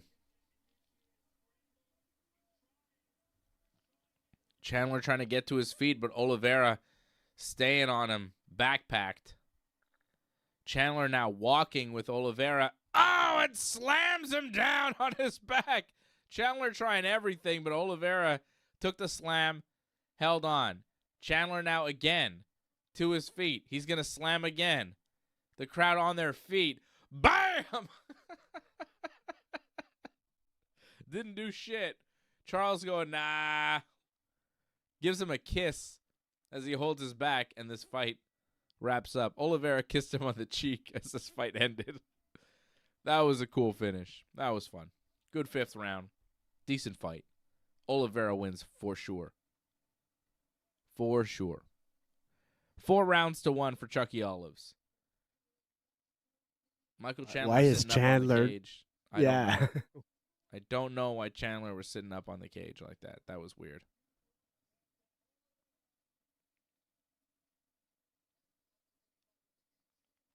Who is that? That's Reed Harris, Yeah. UFC executive and former owner of the WEC. That's who Charles Oliveira went to. Charles Oliveira went to shake hands with Mick Maynard, the matchmaker for the UFC, and Reed Harris, who's one of the executives and a former owner of the WEC. He didn't go shake hands with Trump or Kid Rock. Like, he walked by Trump and Dana and all those guys, and he was like, oh, Reed Harris, I kiss you on the cheek. Oliveira's different. He's not like the other ones who were like, even the Brazilian guy, Ruffy, was like going over to talk to Trump. Oliveira didn't. Different. Oliveira should definitely win this fight. Hugging Michael Chandler right now. These guys giving each other respect. You think Michael Chandler gets the mic? And if he does, you think if Chandler gets the mic, does he say Conor McGregor's name? He's got to, right? He's got to, but I hope he doesn't get the mic because I just want to get to the next fight. Yes. Is Conor talking? Oh, my God. Conor's not tweeting.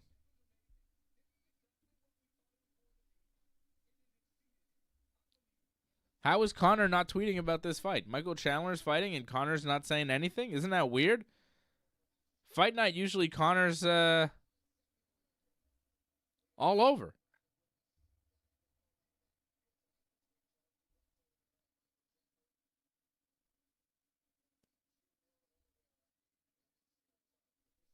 Wow. Michael Chandler threw a ton of illegal strikes in that fight. A ton. And he grabbed the fence a bunch, too, to defend takedowns. Michael Chandler fought dirty. That was a dirty fight for Michael Chandler. Like, all those back-of-the-head shots in the 5th round. Come on, man. Wasn't even in the 5th round, either. When he was on his back, he threw a bunch in the back of the head. Yeah. Charles Oliveira wins by unanimous decision. And the Dave and Fred parlays roll on, right? Look at our parlays, Fred. We're rolling on. We're doing well. We're winning. We just need John Jones to win, which seems like, that seems pretty good. Fred, for our parlay to win, all we need is John Jones to win a fight. That seems likely. Right? That never happens. Nah. When's the last time John Jones won a fight, right? I'll be right back. I think he's gonna win. Oh, Fred will be right back. I got John Jones by submission. I think he puts Stipe away. I think he taps him. He's been training with Gordon Ryan. I think there's a reason why that's going on. I think his grappling is going to be unbelievable. He tapped Cyril Gane in his last fight. He has tapped a lot of people. He tapped Lyoto Machida. He tapped Vitor Belfort. I think he tapped Rampage, too. Wasn't that a rear naked choke on Rampage? Let's see if my memory is correct. This was a fight that happened so long ago. If I remember what he did. Yes, rear naked choke, September 2011. Come on, guys. I don't like this was on memory. That's pretty good. Jon Jones has a lot of submissions on his record. People see him and think knockouts, but a lot of his wins have come by submission. 7 of 27 by submission. 10 by knockout, 10 by decision. But Cyril Gane by submission. Like I said, Rampage, Lyoto, Vitor, Ryan Bader with a guillotine. And he's been training with Gordon Ryan, who's one of the best no-gi jiu-jitsu guys, probably the best no-gi jiu-jitsu guy of all time. And he's in his prime right now, so he's getting good training sessions in with Gordon Ryan. I think this is going to be a grappling-heavy contest for Jon Jones, and he's going to show some slick submission, and he's going to tap Stipe. I think that's the best way to beat Stipe, too. The most respectful way is to catch him in a submission and force the tap rather than to punch him and do damage to his face and brain. I think it's more honorable to tap the guy, right? Charles now talking to Donald Trump. After he talks to Joe Rogan, he went over to Trump and said something. I don't know. They are giving Michael Chandler the mic, though. Michael Chandler talking about the fight.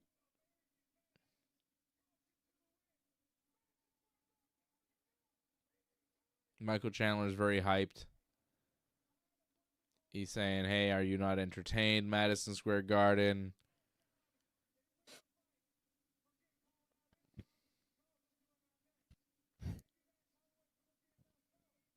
Oh. Oh. Oh, there you go. What's he saying? He wants Conor? Yes, he's calling out Conor McGregor.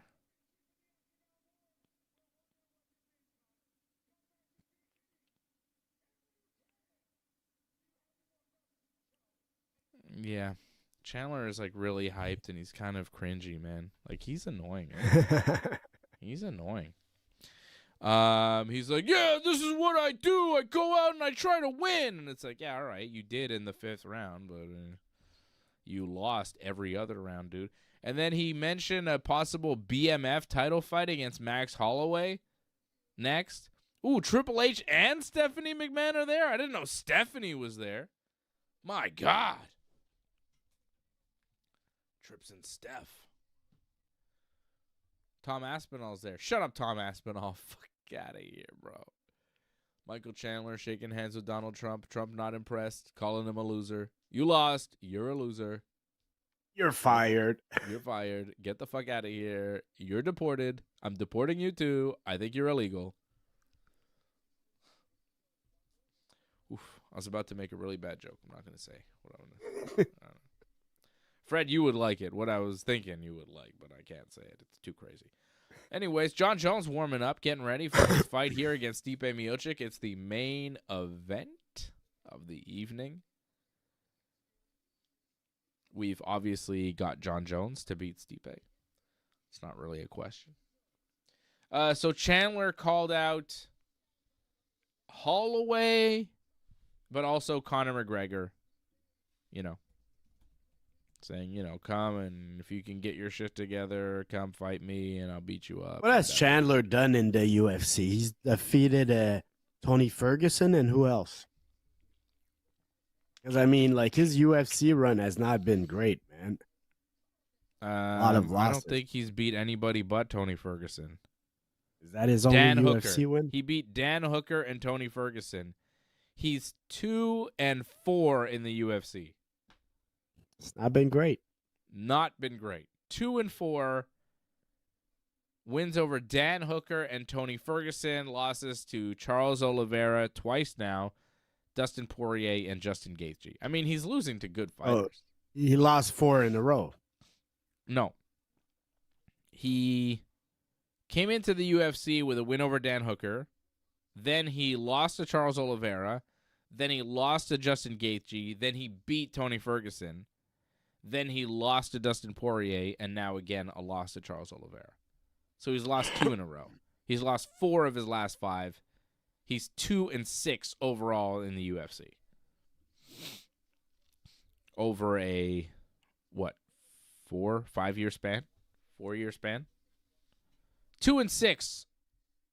2-4. 6 fights over 4 years. It's not a great UFC run, but he's making money. He's co-main eventing pay-per-views. He might fight Conor McGregor next. I mean, he makes sense for Conor. Conor can't face Charles Oliveira. I'll tell you that much. No. And I think Charles is going to fight the winner of Islam and Sarukian. So there's that.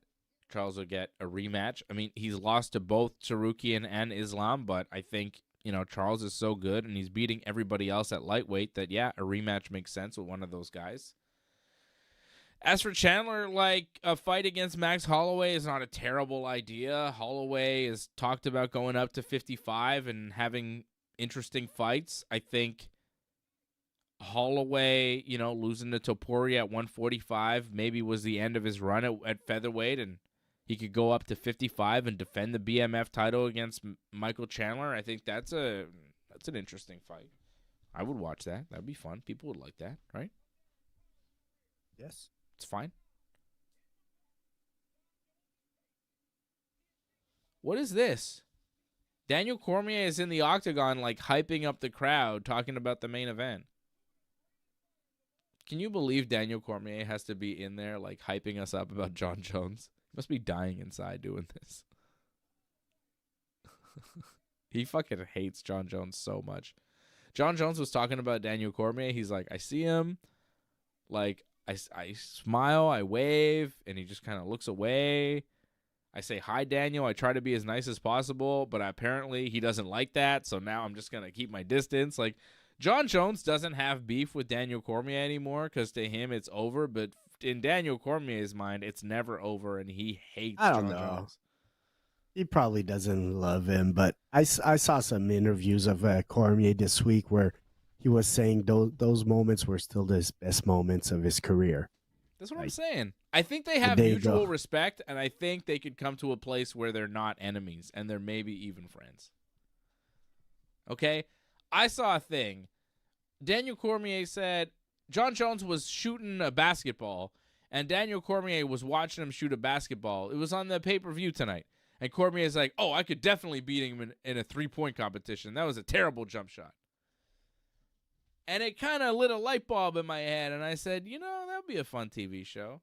Daniel Cormier versus Jon Jones in a variety of sports. They do home run derby, they do golf, they do bowling, they do hockey, they do soccer, they do basketball, they do all sorts of sports against each other. It's a series, it's a TV show, it's like a 1-season show. UFC produces it, puts it on Netflix, or they put it on Fight Pass or whatever. I would watch that. You see them trash talk. They play sports against each other. But really, they're kind of retired and they're older. And, you know their history and their rivalry, but it's kind of friendly. And maybe by the end of it, they're friends and they're cool, How many sports, kind of guys that hated each other in their sports peaks and, eventually. I think it happens. Yeah, it happens, man. Guys, they grow friends. Respect. Respect. They grow respect. Yeah. I think Jones and Cormier could do a TV show together. I think it would be fun. Jones versus Cormier, do all the sports. What would it be called? A Dare Pussy? Hey, pussy, you still there? Hey, pussy, you still there? Hey, pussy, you still there? Where are they now? Daniel Cormier and Jon Jones. That's not See, bad. that one will always be there. That's the one that probably hurts Daniel. Hey, that's pussy, the. I think that's the name of the show. Hey, pussy, you still there? Or do you think I would just let you kill me, John? You think I would just let you kill me, John? No, if you did that, I would literally kill you. You think I'm just going to let you kill me, John? Shit's fucking great. Well, no, obviously not. But like he thinks, he'd be able to do it. I don't think Jones thinks you're gonna let him, but I think in his mind, even if you're fighting back, it's not gonna work. Which, given the 2 fights you guys had, maybe. Also, John Jones shoots guns and everything. He's got attack dogs. He's kind of a killer. He's a killer human being in so many different ways. What a dangerous man.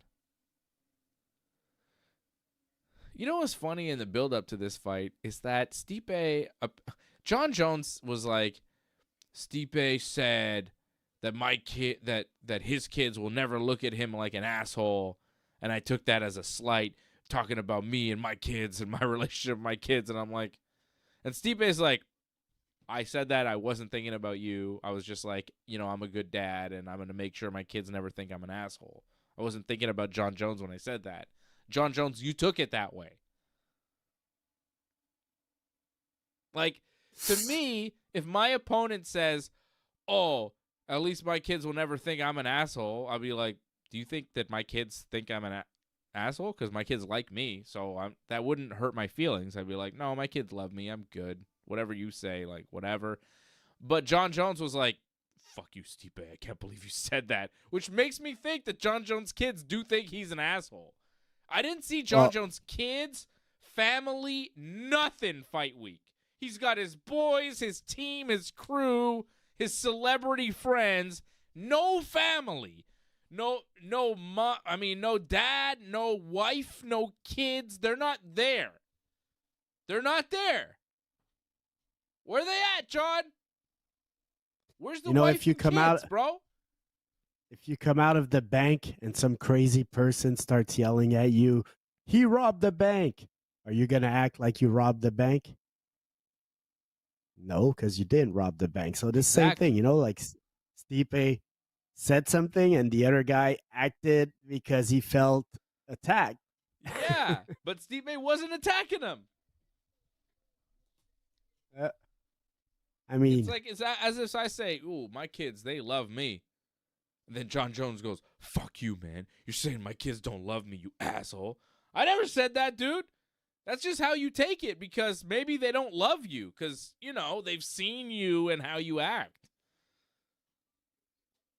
I hope John Jones gets the shit kicked out of him. It would fuck up my parlay and I'd lose money, but man, would it be cool to see Stipe whoop this guy's ass at this point, right? Wouldn't it be cool to see John Jones fall right now? It would be cool. He's not a great guy. He's the greatest of all time, but Stipe seems like a good man. He's one of the greatest of all time. He's a legend. If Stipe could cap off his career with a win over John Jones when no one has given him a shot in hell, that would be a great story. I think it would be a better story than John Jones just beating Stipe. If John Jones beats Stipe, I don't think it really adds much to the story of John Jones. If Stipe beats John Jones, it's like a storybook ending to an amazing career. You know what I mean? I feel like we gain more as fans if Stipe wins. I bet on John Jones. But, you know what I mean? Don't you want, there's something about seeing the greatness fall. There's something about seeing the guy who could never lose. There's also something about seeing the underdog, the blue-collar fireman, somehow pull off the impossible.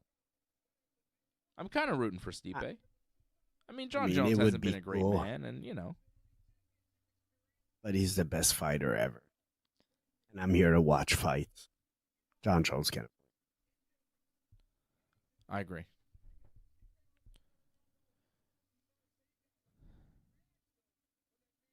Ooh, Yankees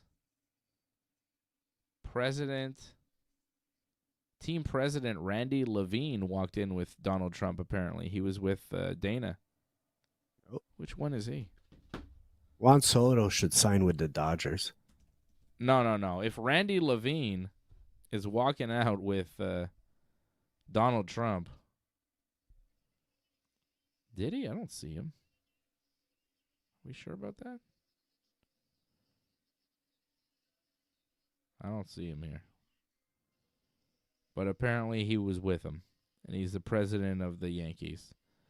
So if this guy, is hanging out with Trump, Trump should make it illegal for.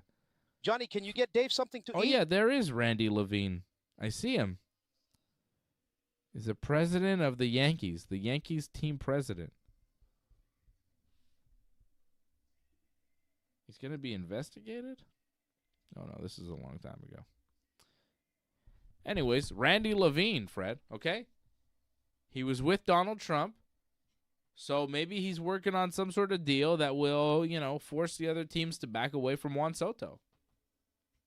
It's only Juan fair. Soto, he should sign with the Dodgers. I disagree with very strongly. What's an extra $300-400 million? Look, for the all I know is that Joe Biden and Donald Trump were complete losers as president because the Yankees didn't win a World Series under their watch. Complete pathetic displays. Obama, he had a Yankees World Series victory, 2009, okay? At least Obama had one of those. There's Jones Brothers. Oh, there's the wife. Okay, sorry, I take it all back. They're there. The wife was there. The brothers were there. The father was there. Okay, cool. The kid, I didn't see the kids, but she didn't flinch. Holy shit, is that Anthony Volpe? I think it's Yankee shortstop Anthony Volpe in the front row. No, he kissed her and she didn't flinch, Fred. It was all right. It was safe. Damn. I'm pretty sure I just saw Volpe, Fred. I'm losing my shit. I know John Jones is walking out and everything, but who cares when you see Anthony Volpe? Am I right? Volpe! I couldn't tell you what position he plays. He's probably shortstop. a Yankee player. He's our shortstop. I'm pretty sure that's Volpe. Is that fucking Volpe? Get out of the way, John Jones. I want to see Anthony Volpe. Greg Jackson talking to John Jones right now, giving him some instructions. I'm pretty sure that's Volpe.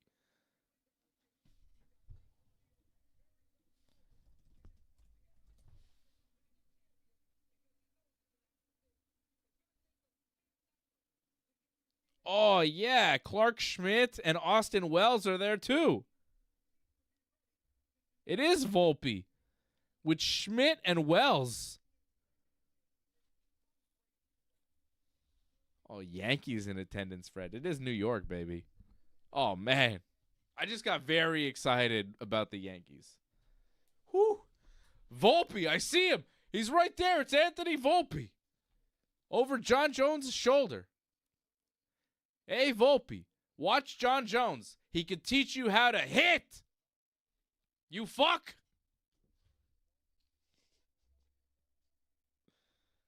Hey, John Jones will teach you how to hit.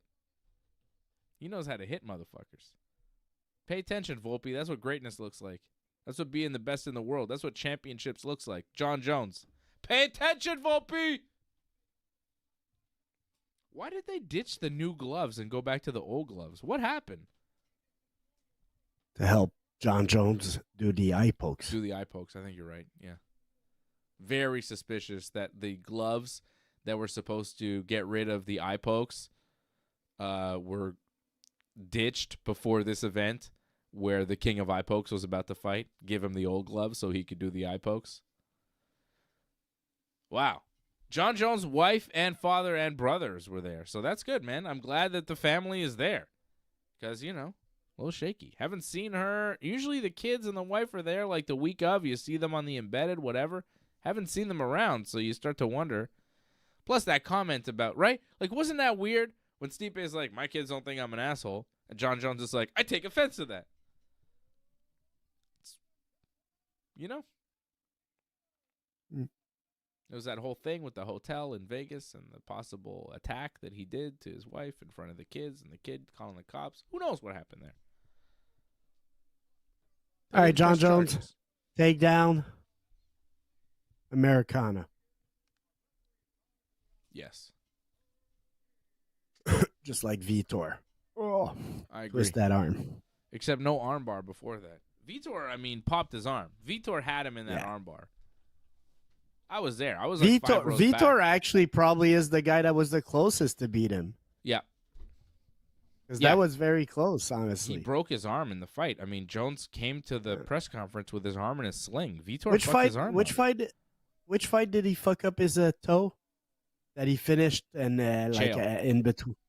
Chael, okay. Yeah.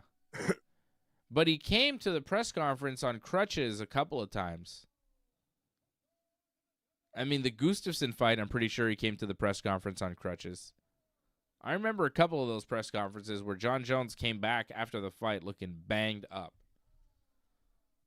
He had his arm in a sling after the Vitor fight because Vitor, like, I don't know if he broke his arm, but he hurt his arm. And I don't think his arm was ever quite the same after that. Like, he had it was an injury that kind of lingered after with Vitor. And the toe, too.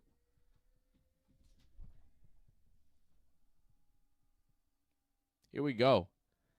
It's Jon Jones. It's Stipe Miocic. It's the main event of UFC 309. It's for the heavyweight championship of the world.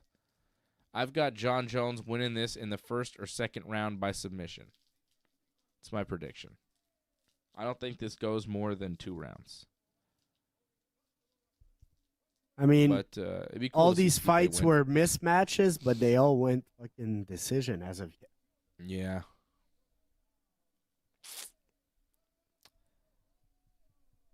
Only one upset on this pay-per-view, too, right? Araujo. Everything else, all the heavy favorites have cashed in. Bo Nickal, Charles Oliveira. Can Jon Jones complete the sweep? Finish up our parlay. Send us home victorious. We're here on the Ringside Report Network. We're here every UFC pay-per-view. Usually AJ's with us, but he's slacking tonight. Every UFC pay-per-view, we do the watch-along. Every WWE premium live event, we're here for the post-show. Every AEW pay-per-view, we do a post-show as well.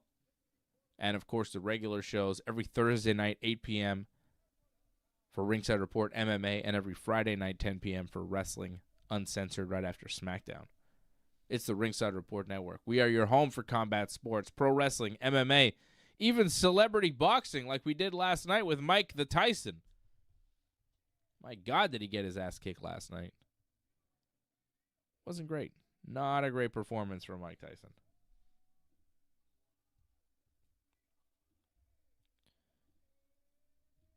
Jon Jones versus Stipe Miocic is right now. We are live. It's about to go down.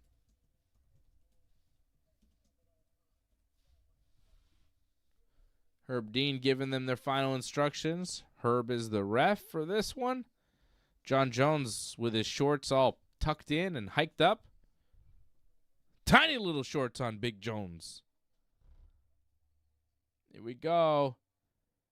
Doesn't get bigger than this. The greatest of all time, Jon Jones. Oof. Here we go. And here we go. Main event, Jon Jones and Stipe. Finally, man. Like, Jones has his toe taped up. I think that's the toe that he hurt in the Chael fight. I think that toe is still not right. He's got his big toe on his left foot taped up.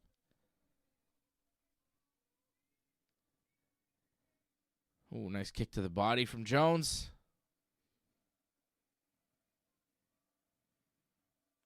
Stipe with a kick to the leg. Feeling each other out so far. Leg kick from Jones. Fired back from Stipe. Oof. Stipe throws a right hand. Just misses. Stipe chasing Jones a little bit, not quite landing. Ooh. Stipe throwing big shots going forward. Jones just able to get out of the way. So far, Jones able to see the shots coming, but they are coming very close. Stipe's got some very sharp boxing. Oh, that was a very nice trip takedown from Jon Jones. That was slick. And now laying in with some big elbows. When Jon Jones gets on top of you, he explodes. Oh, big elbow from Jon Jones. And now he's in the guard of Stipe on top, looking to pass, does into half, and now throwing big elbows from on top of Stipe. That was a really nice trip takedown from Jon Jones. That was slick as hell. 3 minutes left also, so. A lot of time to work on top of Stipe, sitting on that leg in half guard with Stipe flattened out. Jon Jones landed big strikes.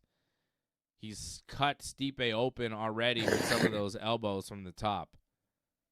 Stipe's forehead is bleeding.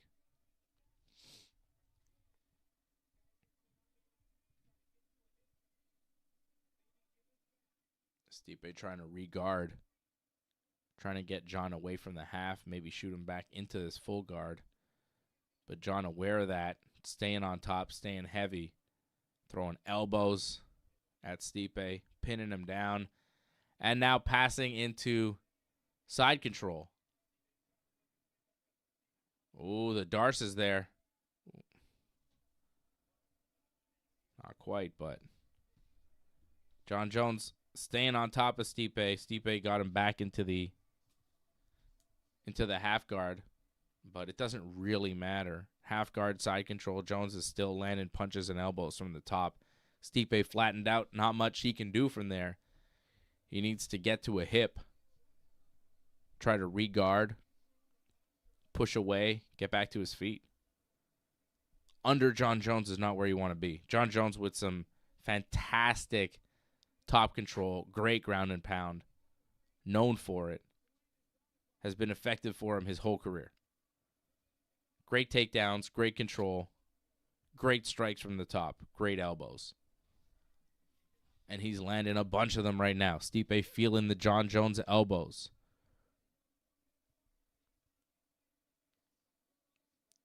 Stipe again looking to push away, looking to sweep, do whatever he can. He managed to re-guard. He got Jones back into full guard, which will limit the damage for now.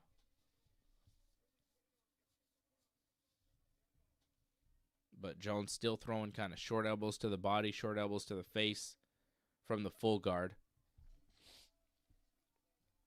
Now standing up, looking to posture, looking to pass.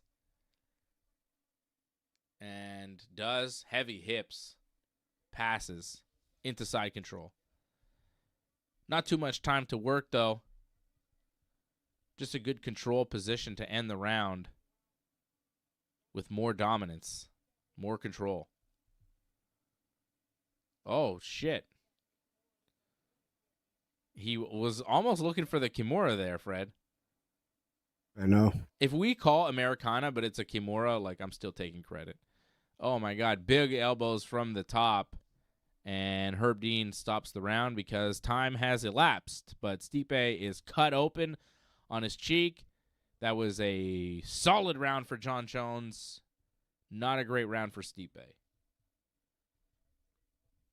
Like, we called Jon Jones by submission. Any kind of submission he hits, I'm going to take credit for it. But we called Americana. If it's a goddamn Kimura instead, it's like, come on, good enough. Good enough. I think we just saw that Stipe doesn't want this to be on the ground, especially with him on his back, because he wasn't really able to get close to stand back up. Jon Jones, once he got on top, pretty much controlled him for the 3 minutes. Where does Stipe want this fight, though? Standing up, striking, dirty boxing. I don't know. I mean, he's got a 4.5-inch reach disadvantage standing up to Jon Jones. Dirty boxing. Dirty close. Boxing. Close clinch game. But Jon Jones' clinch game is so good, man. Those short elbows. There's no good place to fight this guy, man.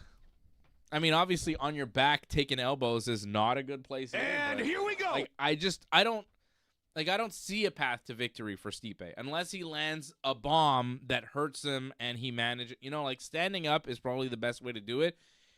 He's got a puncher's chance against Jon Jones. I don't really see any other way. I don't see him taking him down. He's not going to out-wrestle Jones. I don't think technically he's going to outstrike him. If he lands a big, heavy shot, he could definitely hurt him, and he could put him out. But Jones is going to have to be aware of that. The fingers. Stipe coming pokes. forward, and Jones just putting his hand right in That's Stipe's so dirty. face. Yeah, he does it on Dean doesn't purpose say also. a thing either. It's dirty, that. Ooh, nice uppercut from Stipe. Like, that's what he needs. Yeah, it's dirty. He's got away with it his whole career, though. I'm not sure how. Like, that one was blatant. Like, he should have been warned right away. Yep.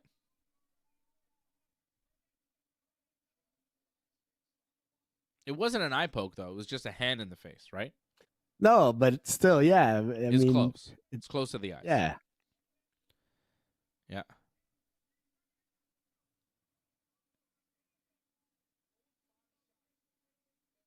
It's crazy, though. When you fight Jon Jones, you kind of have to prepare for it. You know, it's what he does. Stipe landing some good punches.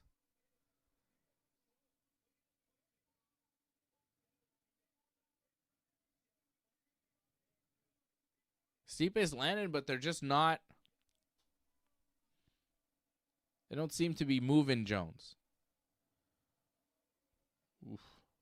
Jones just missed there with the left hand. Oh, that was a nice kick to the body from Jon Jones. You could tell that hurt Stipe. Did you see that? You see Stipe's reaction to that? He did not react well to that body kick. That hurt. That might have cracked in the rib. first round also, I think he didn't like those body kicks.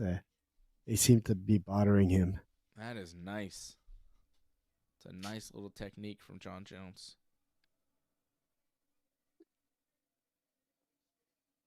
It's like a straight soccer kick to the belly. It's worked a couple times. Oof. Stipe threw a leg kick, and as he threw, Jones underneath kicked the leg that Stipe was using to kick. That was smooth. Straight jab from Jon Jones. Like, Stipe threw a kick, and as Stipe was throwing the kick, Jon caught it with his own kick. Oh, Muay Thai clinch. Knee to the body.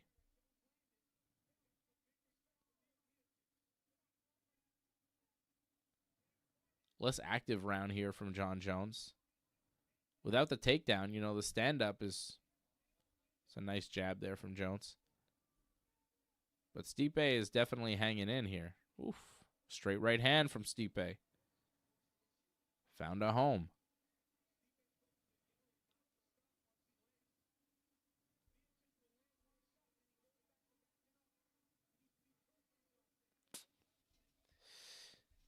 A little less active round here from Jon Jones. Not really finding the openings. Stipe keeping him on his toes. Stipe still got power.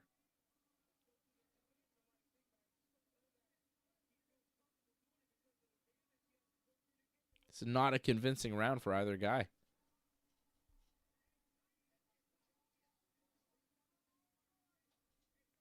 Right? Who's winning?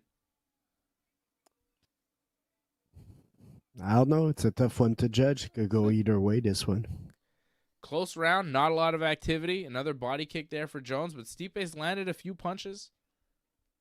Jones is landing those little flick kicks, you know? I don't know if that's enough to win this round, though. Well, there you go. There's a nice combo from Stipe. It sends Jon running. You know, you do that towards the end of the round. Oof, nice spinning body kick there from Jon Jones.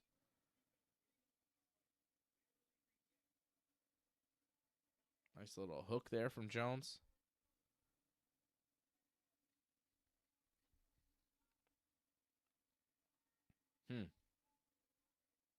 Interesting second round.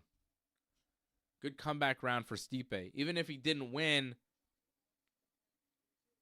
it was close, right? He made it close. Yeah. It'll be interesting to see if Jon Jones keeps the same pace or pushes it a little bit more.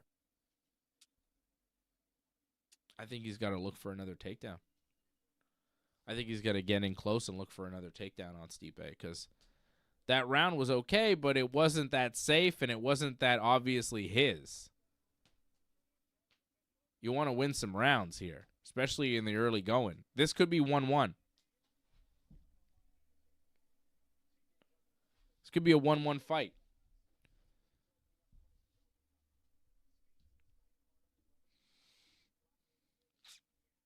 I think it is 1-1. I think Stipe won the second round. Yeah, might be.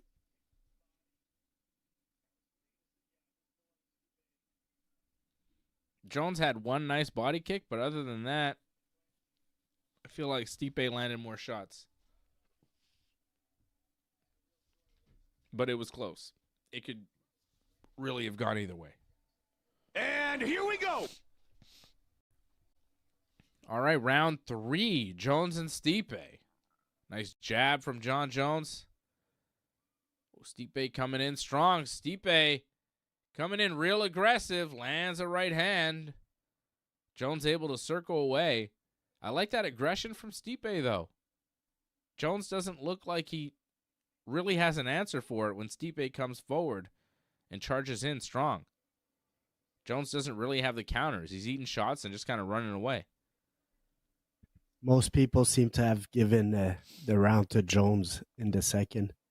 Yeah. And many people also gave a 10-8 in the first round. So Yeah, I've read 2017 from the tweets. A lot of people. I mean, I could see you scoring the second round for Jones. I get it. But he didn't do much. It wasn't a clear round for Jones. That was a nice body kick from Jon Jones. Nice leg kick. He's keeping Stipe guessing. Oh, nice right hand from Jon Jones. Follows it up with a left. Nice combo.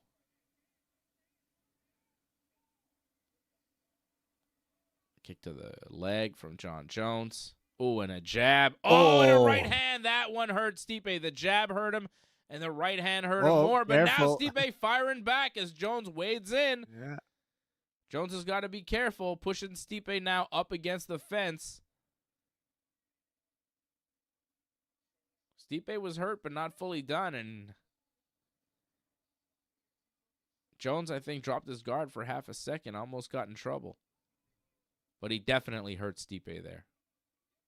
That was probably the best punch of the fight because you saw Stipe go, ooh, fuck, back away. Stipe looks a little wobbly on his feet now. I think the fatigue is starting to get to him. He hasn't fought in quite some time. He's older. He's fighting Jon Jones. It's a high pace.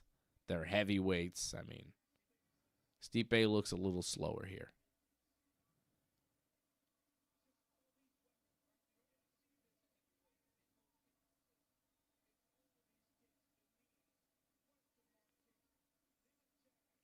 Stipe just not able to find the range here on Jon Jones. Attacking, trying to get inside, but Jones able to slip and move. Oof, that was a nice jab from Jon Jones. Stiff.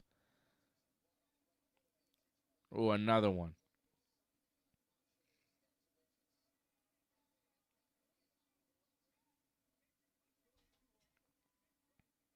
Third round here. Stipe, I think, is in trouble. Although I thought this, wouldn't go more than 2. We're in the third.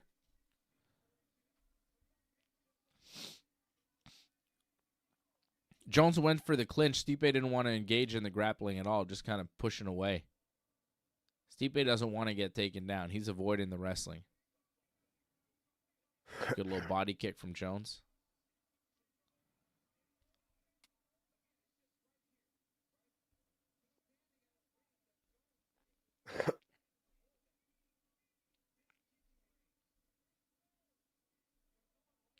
They're showing us significant strikes. 62-28 head strikes for Jones. 18-3 body, 10-4 leg. So the numbers firmly in the favor of Jon Jones. Ooh, Stipe pushing forward. Oh, that was a nice left hook from Stipe. But he didn't follow it with anything. Nope.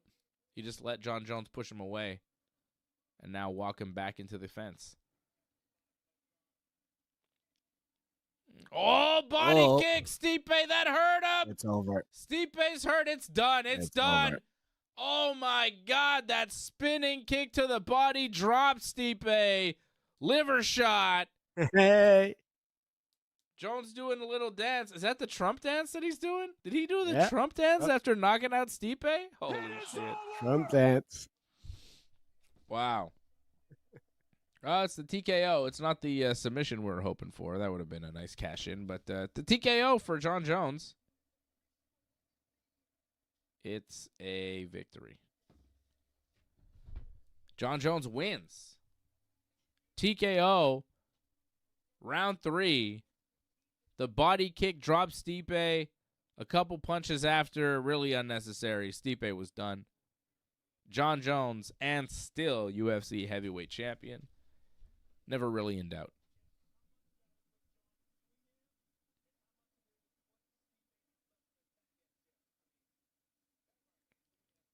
So there it is. Nice spinning body kick. Oof. Crumpled It him. looked painful. Those body kicks, man. Like, that was the story of the fight, right? Kicks to the body, kicks to the body, kicks to the body. You saw Stipe's body start getting welted up. Those body kicks were the most effective strike for Jon Jones and won him the fight. They must have seen something. Oof. Nice spin kick to the body, man. For that strike to be the death blow is pretty impressive. For Jones to be able to hit that spin body kick and to finish Stipe with that is very nice.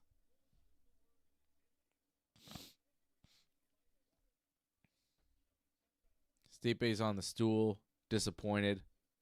Dana White giving him words of encouragement.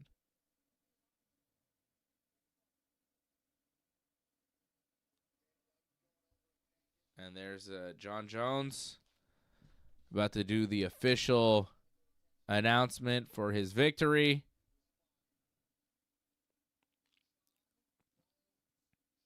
Jones wins again. No shit, right? No one is surprised. Stipe put on a good fight, though. You know? Did what he could. Decent Jon fight. Jones. Yeah, it's a good fight. Stipe should probably retire, though. Yeah.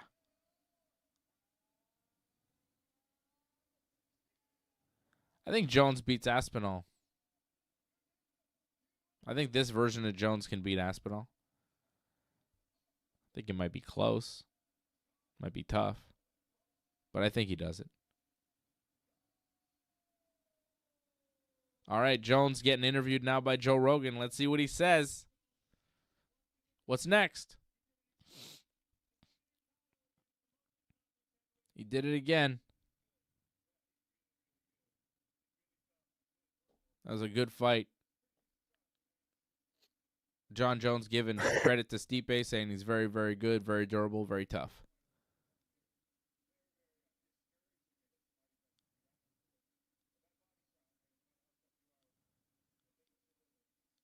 Yeah. Jon Jones saying, Stipe's tough, but you get hit in the liver, you go down. That's just how it works. And he was working those body kicks all fight, showing us replay of some of the work. And this was part of the game plan for Jon Jones, he's saying. Greatest of all time. Best pound-for-pound fighter in the world. Come on, guys. I don't agree with Dana White about everything, but with that, there's no debate. Greatest of all time, best pound-for-pound. Johnny Bones Jones. There's nobody better.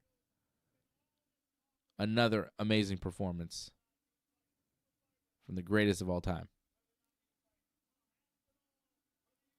Now, Rogan is asking him the Aspinall question, the Pereira fight, the retirement.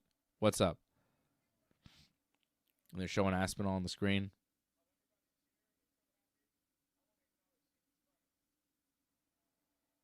Wow. He's not answering the question. He is thanking Jesus instead. Wow.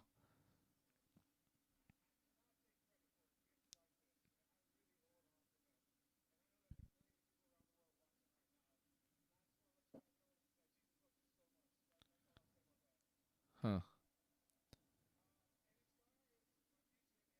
Thanking Jesus. And now Octagon. Oh, he's saying he's not going to retire. Uh-oh. Fred, he's saying he's not going to retire. I've said it since the beginning.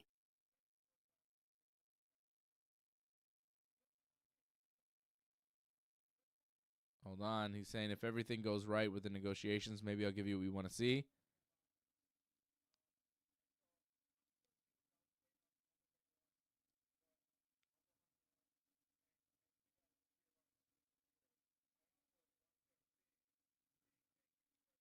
Super chat, super chat, super chat. So he's super chat, super chat. He's thanking Donald Trump for being there. And he's saying that there's a lot of options, whether he's not saying Aspinall or Pereira, whoever. He's just saying there's a lot of options, and they'll negotiate with the UFC, and they'll see.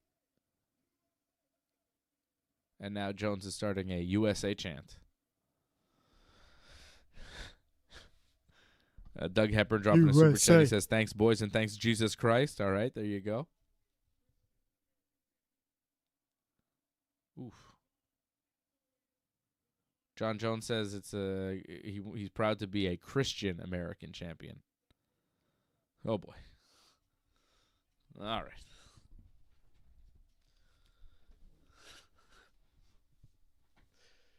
Take it easy. Take it easy. Oh. Is Stipe retiring? They're talking to Stipe now. Oh, boy.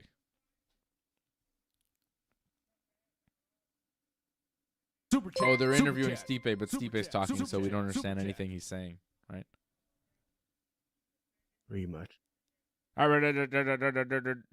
It's not punch drunk. It's not CTE. It's just how he always speaks. Incomprehensible. He's American, but Stipe just seems sad.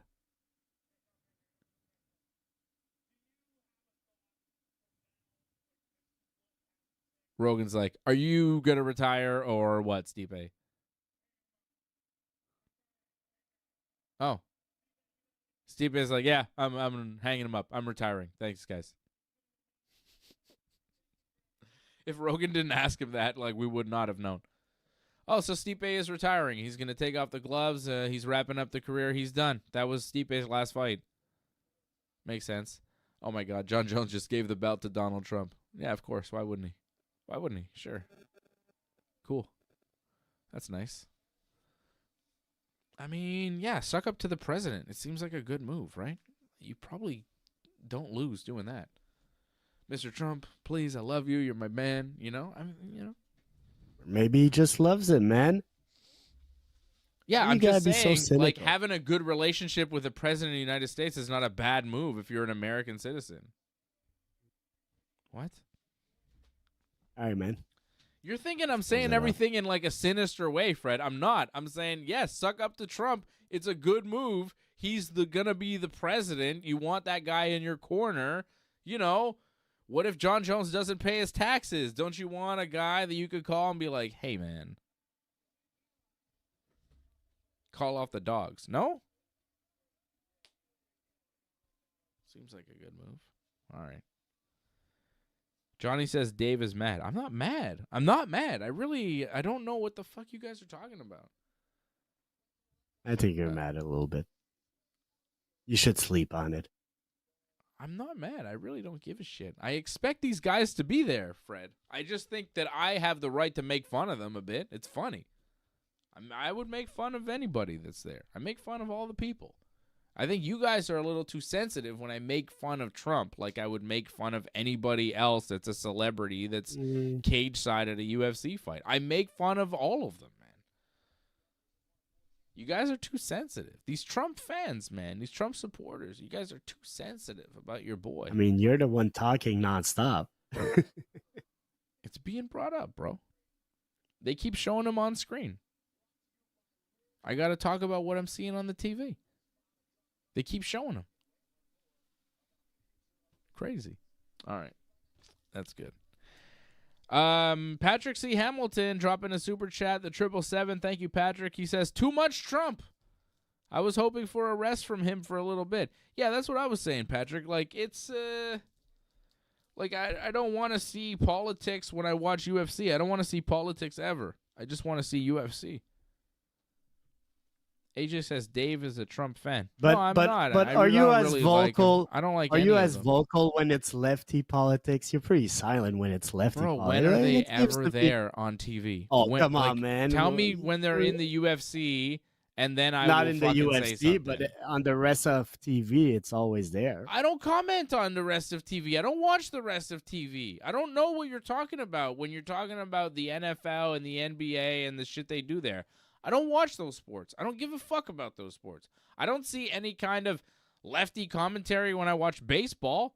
It just seems like baseball. I didn't see any political commentary when I watched baseball. I just saw them play baseball. All right, man. Let's go to bed. Find me some shit in fucking baseball, Fred, where they were doing lefty shit in the Yankees season. I mean, I didn't see a goddamn thing. Not the Yankees, but the Dodgers last year were pretty. Bro, it's California. Out there. It's California. What do you want? It's Los Angeles. It's what they do. I don't know what the Dodgers were up to. They're losers. You know? Come on, man. Crazy. They're winners. World champ. Okay. But I'm just saying, I don't need this shit in sports. It's unnecessary in sports. John Jones wins. I'm just reading the super chat that Patrick said, you know? John Jones wins. My parlay wins. Fred's parlay wins. AJ's parlay loses because AJ sucks and can't pick a fight. He said Mike Tyson was going to beat Jake Paul. You suck, AJ. And AJ deserves all the shit talking that I give him because he didn't even do the watch along tonight. He's in the chat and didn't do the watch along, and I'm not really clear why. So, thanks. All right, guys. That was UFC 309. John Jones wins, and he says he's not retiring. So, that's cool. Will he fight Aspinall? Will he fight Pereira? We'll talk about it Thursday night, right here on the Ringside Report Network.